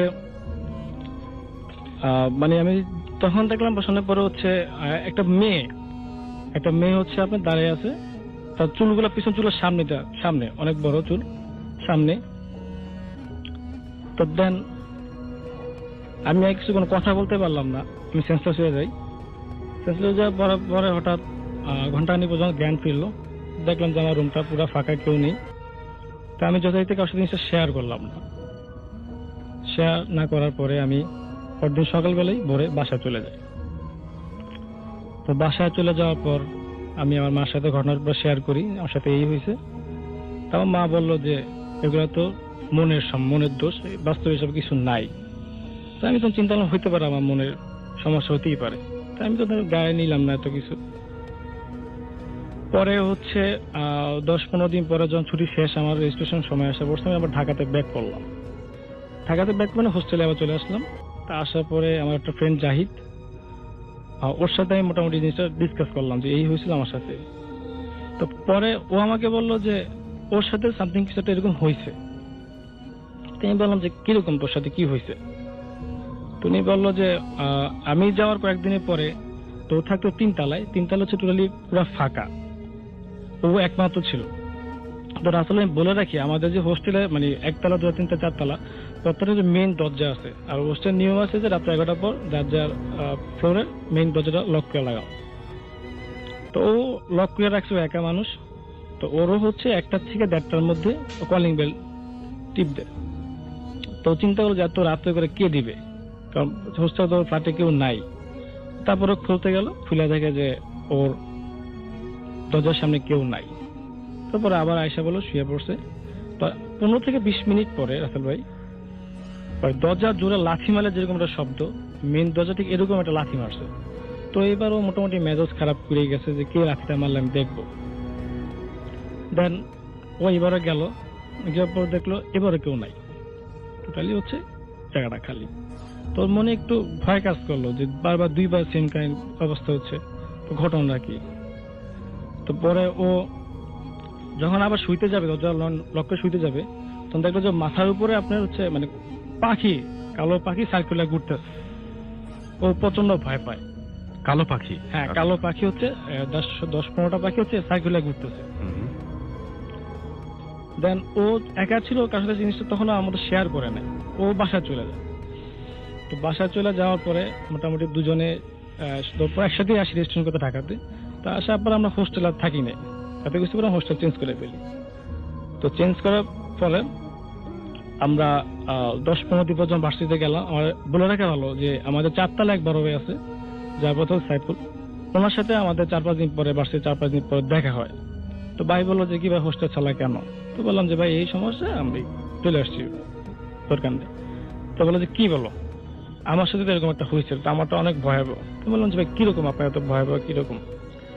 তো ওনার ঘটনা ছিল এরকম আসল ভাই, উনি বললো যে আমি যখন সকালবেলা চলে যাই, থাকি আমার 4 তলায় 2 জন, তার মধ্যে ওই ছেলেটা পরদিন চলে আসে। তো পুরো ফ্ল্যাটটা উনি একা। দেন উনি ওনার তো একই অবস্থায় 1টা থেকে 1:30টার মাঝে ঘটনা, উনি শুয়ে পড়ছে, ওনার রুমের সাথে ছিল বারান্দা। তো উনিও বললো যে বারান্দা থেকে ফার্স্ট টাইম কান্নার আওয়াজ পায়। কান্নার আওয়াজ পাওয়ার পরে উনি বেড সুইচ অন করে দেখে যে বারান্দা পুরো ফাঁকা, কেউ নাই বারান্দার মধ্যে। তারপরে উনি শুয়ে পড়ে লাইট অফ করে, কিছুক্ষণ পর থেকে আবার ওনার পাশে বিছানায় হাত দেখা যায়। তো যখন হাত দেখা যায় উনি উঠে বলতেছে যে উনি উঠে দেখছে মানুষ দেখা যাচ্ছে না, কিন্তু হাত দেখা যাচ্ছে, শুধু হাত দেখা যাচ্ছে। তা উনি যখন লাইটটা মানে ব্যাটারিটা অন করলো, অন করার পর দেখলো সামনে কিছু একটা সামথিং দাঁড়িয়ে আছে। উনি বলছে আপনি কে? শুধু এতটুকুই বলছে আপনি কে। পরে উনি কিছু বলতে পারেন নাই, উনিও সেন্সলেস হয়ে যায়। তো হয়ে যাওয়ার পরে ওনার যখন জ্ঞান ফেরার পরে উনি টোটালি কিছুদিন যাবত অসুস্থ হয়ে পড়ে, তেমন চাঁদপুর চলে যায়। চাঁদপুর যায় এবং তারপরে উনি ওখানে ট্রিটমেন্ট করেন। তার মানে ব্যাপারটা হচ্ছে এরকমই, সেটা আমরা হয় ট্রিটমেন্টের প্রসেসটা না শুনলাম, কিন্তু তারপরে এরকম যে একই রুমে আপনি, আপনার বন্ধু এবং সেই বড় ভাই, ঠিক 3 জনই ভয় পেয়েছেন, কিন্তু আপনাদের ভয় পাওয়ার ধরনটা কি এক ছিল না? এক একজন এক এক ভয়, এক একজন এক এক ভাবে। তার মানে ধরে নেওয়া যায় যে ওই হোস্টেলে ওইখানে খারাপ কিছু একটা ছিল এবং 3 জন 3 ভাবে দেখেছেন। কেউ হয়তো হাত দেখেছেন, তারপরে মানুষটাকে দেখেছেন, আর কেউ হয়তো আবার পাখি দেখেছেন যে পাখির মতো ঘুরছে এবং দরজায় প্রচন্ড লাথি দেওয়ার শব্দ পেয়েছে। এবং আপনি যেটা দেখেছেন সেটা আরেকটু ডিফারেন্ট ছিল, আরেকটু ডিফারেন্ট ছিল, বাট 3 জনই ভয় পেয়েছেন। এখন তারপরে কি আপনারা আবারও পরে যখন মানুষজন সবাই ফিরে আসলো, তখন কি ওই হোস্টেলে ফিরে গিয়েছিলেন নাকি আর কোনোদিন ওই হোস্টেলে? না, আমরা আজ হোস্টেলে ব্যাক করার পর সাথে তো হোস্টেল ত্যাগ করি, এবং আর কোনোদিন যান না? হোস্টেলে যাই নাই। এবং হোস্টেল থেকে ফিরে আসার পরে আপনাদের আর কোনোদিন? না, হোস্টেলে ফিরে আসার পর সব ঝামেলা হয়। ওকে, থ্যাংক ইউ ভেরি মাচ। আমরা চলে যাব আমাদের পরবর্তী অতিথির কাছে। আপনার নামটা প্লিজ একটু বলবেন, তারপর আপনার ঘটনায় যাব এবং আপনি একটু সে সাথে বলবেন যে আপনি কোথা থেকে এসেছেন। হ্যালো লিসেনার্স, আমি জুলফিকার হোসেন, আসছি মিরপুর 2 থেকে। চলে যাই ঘটনায়। আমি সরাসরি আমার ঘটনায় চলে যাচ্ছি ভাই। এই ঘটনাটা টোটালি ব্ল্যাক ম্যাজিক সংক্রান্ত। তো এই ঘটনাটা ঘটেছে এই রিসেন্ট মানে 2 মাসের মধ্যে। এই ঘটনাটা হচ্ছে আমার বন্ধুকে নিয়ে। আমার বন্ধুর নাম শুভ। ও বর্তমানে প্রচন্ড আকারে সিক আছে, কারণ ওর 3 মাস আগে থেকে ও প্রচন্ড আকারে অসুস্থ হয় রাসেল ভাই। তো অসুস্থ হওয়ার পর থেকেই মানে ওর স্বাস্থ্যটা এতটাই নষ্ট হয়ে যায় যে কেউ ডাক্তারকে বারবার দেখানোর পরে বিভিন্নভাবে টেস্ট বিভিন্ন কিছু করা হয়, অনেক ধরনের ওষুধ খাওয়া হয়, কিন্তু কোনোভাবেই সে সুস্থ হয় না। তো এইরকম অসুস্থ থাকার কারণে ও এক পর্যায়ে ওর আম্মা ওকে বলে যে অনেকদিন ধরে চিকিৎসা করাচ্ছি, এত টেস্ট করাচ্ছি, এটা করাচ্ছি ওটা করাচ্ছি, কোনো কিছুতেই কাজ হচ্ছে না, তো আমরা একটা হুজুরকে দেখাই। তো হুজুরকে পাশেই একজন হুজুর ছিল, নাম সাগর হুজুর। তো সাগর হুজুরের কাছে ও আর কি ওকে নিয়ে যাওয়া হয়। নিয়ে যাওয়ার পরে সাগর হুজুর যেটা বলেন যে তোমার হাতটা আগে মেপে দেখাও। তো 2 হাত যখন এক করে দেখে যে বাম হাতের মানে নখটা, বাম পাশের মানে কোন নখটা অনেকটা ছোট। তো তখনই সাথে সাথে হুজুর ওনাদের বলে যে তোমাকে মানে ব্ল্যাক ম্যাজিক করা হয়েছে, মানে নষ্ট করা হয়েছে, গ্রামের ভাষায় যেটাকে বলা হয় নষ্ট করা হয়েছে। তো ঘটনাটা জানার জন্য, ডিটেলস জানার জন্য আর কি হুজুর একজন জিনকে হাজির করার পরে সেখান থেকে জানে যে এই শুভটা আসলে অনেক ছিল, অত্যাচারী ছিল। ওটা ও চাচার নেতা থাকার কারণে অনেক ছেলেকে মারধর সহ দেখা যাচ্ছে রাত 2টা-3টা পর্যন্ত জেগে থাকতো, এবং পাশে বাড়ির পেছনে যে পেছন সাইডটা যেটা পুকুর মাঠ বাড়িঝাড়টা ছিল ওইখানে রাত্রেবেলা 2টা-3টার সময় উঠে লাইট মারা বা বড় বড় লাইট, বিদেশি যেসব লাইট গুলো থাকে না ওই লাইট গুলো আর কি মারতো, পাশাপাশি ঢিপ ছুটতো, মানে ইচ্ছা মতন যা খুশি তাই করতো। তো এক পর্যায়ে ওইখানে থাকতো হচ্ছে এক ধরনের মানে পরহেজগারী কিছু জিন থাকতো রাসেল ভাই। তো জিনগুলো হচ্ছে মানে অনেক ভালো হওয়ার কারণে ওর কোনো ক্ষতি করেনি, বাট যখন ও এত অত্যাচার করে সেই সময় আর কি ও এইসব অত্যাচার করার কারণে ও কোনো এক সময় ওর ওয়াইফকে নিয়ে পাশের গ্রাম থেকে বাইকে করে আসতেছিল। তো আমাকে দেখালো এবং বলল যে দেখ আমার এইখান থেকে হাতের নখ থেকে মানে বাইক চেয়ে আসার সময় হঠাৎ করে হাতের নখে ব্যথা পেল। তো এই ব্যথাটা পাওয়ার কারণে ও ব্রেক করে বাইক থামিয়ে ওর ওয়াইফকে বললো যে এটা আমার কেন হইলো। এখন দেখে যে হাতের মাথা, এখানে বলে তো বুঝতে পারবে না আসলে কেউ। আমি বলি যে বৃদ্ধাঙ্গুলির ওপরের যে অংশটা, ফিঙ্গার টিপ যেটাকে বলে আর কি, তাই না, ওইটা একটু ওপরের অংশের দিকে, হ্যাঁ ওই জায়গাটা উপরের অংশটা মানে কেটে গেছে, মানে অটোমেটিক দেখতে পাচ্ছেছে যে বাইক থেকে ব্রেক করে সে দেখলো যে আমার হাতের বৃদ্ধাঙ্গুলির খানিকটা কাটা এবং রক্ত পড়তেছে। তো ও মানে অবাক হয়ে গেল যে কি ব্যাপার, আমার কোথাও অ্যাক্সিডেন্ট হলো না, কিছু না, হঠাৎ করে নখ কেটে গেল। তো এই নখটা কেটে নিয়েছিল রাসেল ভাই ওই যে জিনটা। হ্যাঁ, ওই সময় মানে অন্ধকারের মধ্যে দিয়ে বাইক চালিয়ে আসতেছিল তো, গ্রামের রাস্তা যেটার মধ্যে কোনো বিদ্যুতের আলো রাস্তায় নেই, যার কারণে ধম করে ওইখান থেকে হাত থেকে ওইটা কেটে নিয়ে সরাসরি ওই জিনই ওকে ব্ল্যাক ম্যাজিক করে ওকে মেরে ফেলার চিন্তা ভাবনা করছে আর কি, মানে বেশি ডিস্টার্ব করার কারণে জিনটা এটা করছে। তো ও এখন এই তারপরে হুজুর যে এই সবকিছু খোঁজ পেলো আর কি এই হুজুরের কাছ থেকে, এই হুজুর সবকিছু আরেক জিনকে হাজির করে সেই জিনের মাধ্যম দিয়ে সবকিছু জানলো আর কি। তো এখন মানে মূল ব্যাপারটা হচ্ছে যে এত ডাক্তার এত কিছু করা হলো, কোনো কিছু হইলো না। এখন যে জিনের মাধ্যম দিয়ে কি তাবিজ পরে ওকে দেওয়া হয়েছে, এখন গলায় রাখা হয়েছে যেটা। তো এখন আস্তে আস্তে সেরে উঠতেছে আর কি। গত 15 দিন থেকে ওই তাবিজটা করার পর থেকে আস্তে আস্তে এখন ও একটু সুস্থ। তবে আমাকে বলতেছে যে ওর দোকান পাশে যেখানে যেত ওর শরীরের মধ্যে সারাক্ষণ যন্ত্রণা করতো রাসেল ভাই, মানে এতটা অস্থির থাকতো যে ও ওনার ওয়াইফের সঙ্গে সারাক্ষণ ঝগড়া করতো। মানে এইটা হওয়ার পর থেকেই প্রচন্ড ঝগড়া, মায়ের সঙ্গে খারাপ ব্যবহার। এবং এছাড়া তো এর আগে তো ওরা ডাক্তারও দেখিয়েছিল এবং ডাক্তারের কাছে যেও কোনো রোগ হয়নি এবং রোগ ধরা পড়েনি। এবং আপনি যেটা বলছেন সেটা হচ্ছে যে তাকে প্রথমে যেটা কবিরাজ বলেছিলেন সেটা হচ্ছে দুটো হাতের আঙুল, অর্থাৎ কনিষ্ঠ যে আঙুল সেই আঙুলটা আছে কিনা, দুটোর মধ্যে কোনো ছোট বড় আছে কিনা। তার মানে যেটা আপনি বলছেন যে কবিরাজের কথা অনুযায়ী যদি একটা আঙুল আর একটা আঙুলের সাথে ছোট হয়ে যায় তাহলে বুঝতে হবে সেটা ব্ল্যাক ম্যাজিক করেছে। এটা আমি জানতাম না, আজকে আপনার কাছে শুনলাম। And thank you very much for your story. আমরা চলে যাব আমাদের পরবর্তী অতিথির কাছে এবং তারপরে আমরা আবারও ফিরে আসবো। আমরা এই মুহূর্তে আবারও দিনারকে নিয়ে এসেছি। দিনারের কাছে একটা ঘটনা রয়েছে যে ঘটনাটা আমরা শুনবো এবং তারপরে আবার আপনাদের সাথে আপনাদের SMS এবং আপনাদের কমেন্ট করে নিয়ে ফিরে আসছি। চলুন শুনাছি দিনারের সেকেন্ড যে ঘটনাটা সেটা। আসলে ভাই আমি এখন যে ঘটনাটি শেয়ার করছি এটা আমি আমার ফ্রেন্ড আসলামের মুখ থেকে শুনি। তো ঘটনাটি ওর বাবার সাথে ঘটে। তো আসলামের বাবার নাম হচ্ছে মোতায়ের হোসেন। তো আঙ্কেল ওকে যেভাবে শেয়ার করে আমি ঠিক ওইভাবে বলছি। তো একদিন সকালবেলার কথা, তো সেদিন সকাল থেকে বৃষ্টি হচ্ছিল। তো আঙ্কেল ওনার কারখানায় যায়। তো কারখানা থেকে কাজটা শেষ করে উনি দুপুরবেলা বাসায় ফিরেন লাঞ্চ করার জন্য। তো লাঞ্চ করার জন্য উনি বাসায় ফিরে যেটা শুনতে পান যে ওনার যে ছোটবেলার যে বন্ধু ছিল পাশের এলাকায় থাকতেন উনি মারা গেছেন। তো উনি জাস্ট দুপুরে লাঞ্চ করে উনি আর কারখানায় না গিয়ে উনি সেই মৃত বাসায় চলে যায়। তো উনি মৃত বাসায় যায়, গিয়ে দেখে ওনার ফ্রেন্ডের লাশ। তো উনি তখন ওনার ফ্রেন্ডের ছেলেকে জিজ্ঞেস করে যে ওনার লাশ কি ঢাকায় মানে দাফন করা হবে নাকি ওনাদের হোম ডিস্ট্রিক্ট বরিশালে নিয়ে দাফন করা হবে। তখন ওই ওনার ফ্রেন্ডের ছেলে যেটা বলে যে আমরা সিদ্ধান্ত নিয়েছি যে আমরা গ্রামে নিয়ে যাব। তো আঙ্কেল সেখান থেকে বাসা চলে আসে। বৃষ্টি পড়তেছিল সকাল থেকেই। তো আঙ্কেল জাস্ট মানে কিছু কাপড় নিয়ে নেয় সাথে করে। তো উনি ওনার ওয়াইফকে এসে বলে যে উনি ওই লাশের সাথে যাবে গ্রামে বরিশালে, কিন্তু ওনার ছোটবেলার বন্ধু ছিল, তো উনি আজকে আর কাজে যাবে না। তো উনার বিকেলবেলা সে বাসা চলে যান। তো ওই ওনার ফ্রেন্ডের ম্যাক্সিমাম রিলেটিভ বরিশালে ছিল, তো ঢাকা যারা যারা ছিল তারা সবাই অলরেডি চলে আসে বাসায়।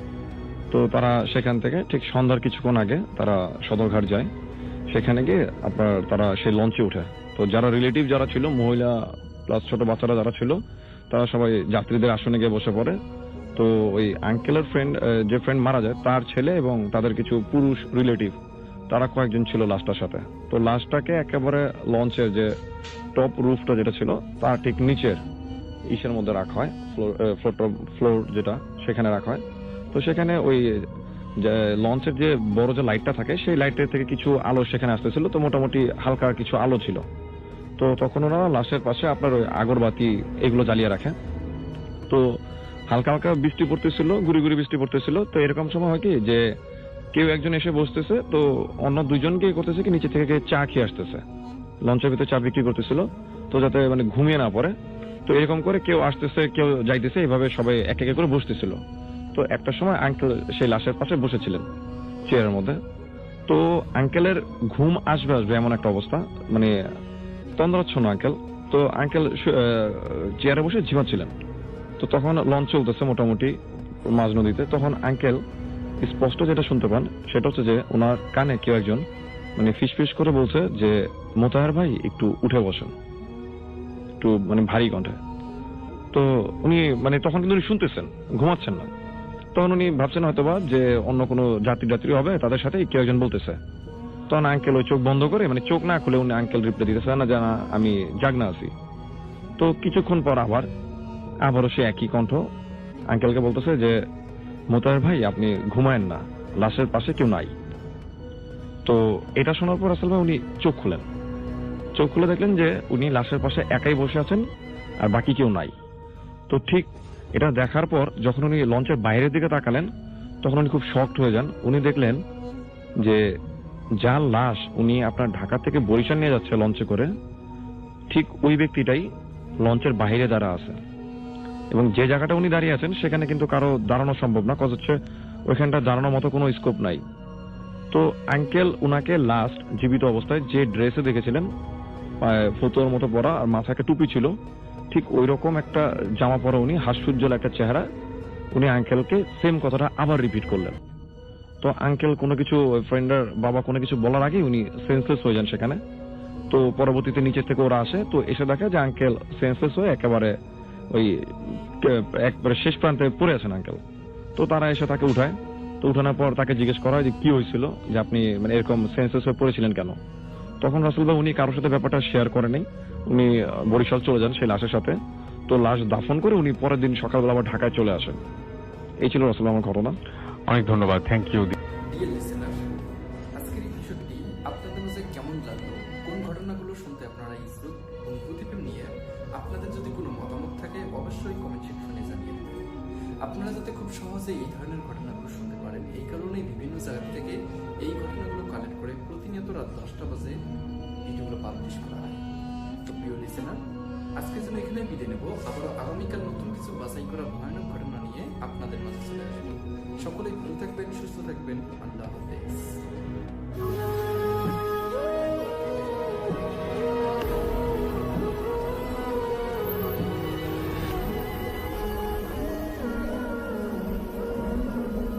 আসসালামু আলাইকুম প্রিয় লিসেনার্স, আশা করছি আপনারা সবাই ভালো আছেন এবং ভালো সাথেই আছেন। প্রতিদিনের মতো আবারও চলে আসলাম নতুন একটি এপিসোডে। আজকের এপিসোডটি সম্পূর্ণ আলাদা রকমের একটি এপিসোড সাজানো হয়েছে, তাই যারা যারা আমাদের আজকের ভিডিওটি প্লে করেছেন না শেষ পর্যন্ত আমাদের সাথেই থাকবেন। গল্পটির নাম হচ্ছে নিষিদ্ধ অধ্যায়। অর্ণব ছিল একজন গবেষক, তার একমাত্র নেশা ছিল বিরাম বই সংগ্রহ করা।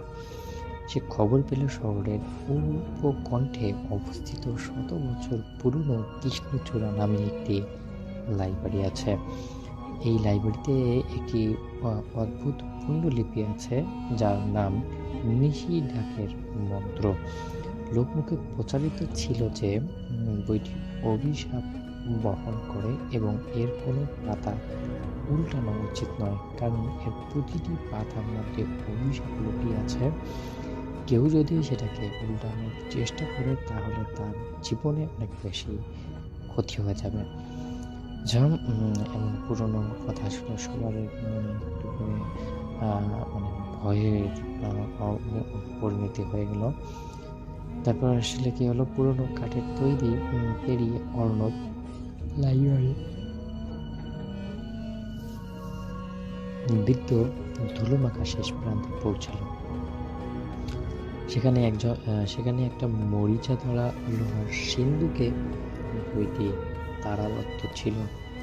অনেক অনুরোধের পর পুরনো লাইব্রেরিয়ান শর্ত দিলেন অর্ণব শুধু বইটি দেখতে পারবে, কিন্তু কোনো পাতা স্পর্শ করতে পারবে না, কারণ কোনো পাতা স্পর্শ করলেই সেটা ঝামেলা হবে।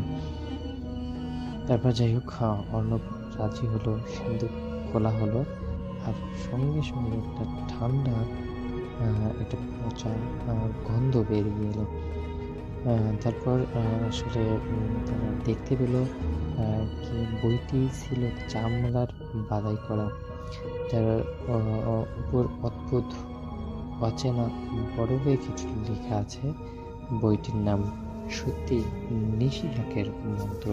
কিন্তু লাইব্রেরিয়ান যখন অন্য দিকে মনোযোগ দিল, অর্ণব কৌতূহল তাকে আরো বেশি উৎফুল্লিত করলো এবং সে দ্রুত তার পকেট থেকে পেন্সিল বের করে বইটির শেষ পাতার একটি ছোট অংশ এবং একটি সাংঘাতিক চিত্র নিজের ডায়েরিতে লিখে নিল।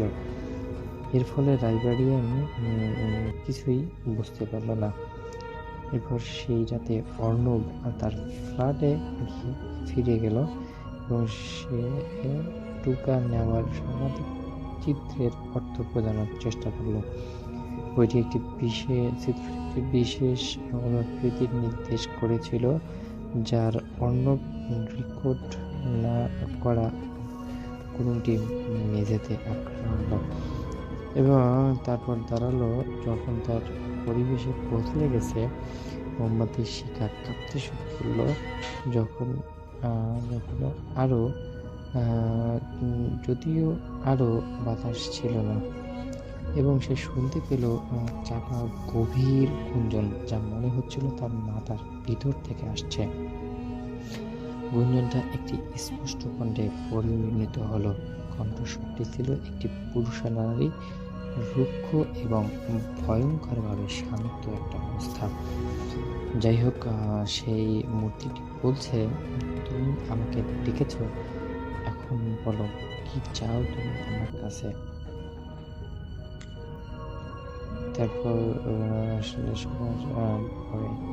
সবার আসলে কণ্ঠের মানে এই শব্দ শুনে পর ভয়ে জমা গেল। তার মনে পড়লো লাইব্রেরিয়ান এর সতর্কবাণী। সে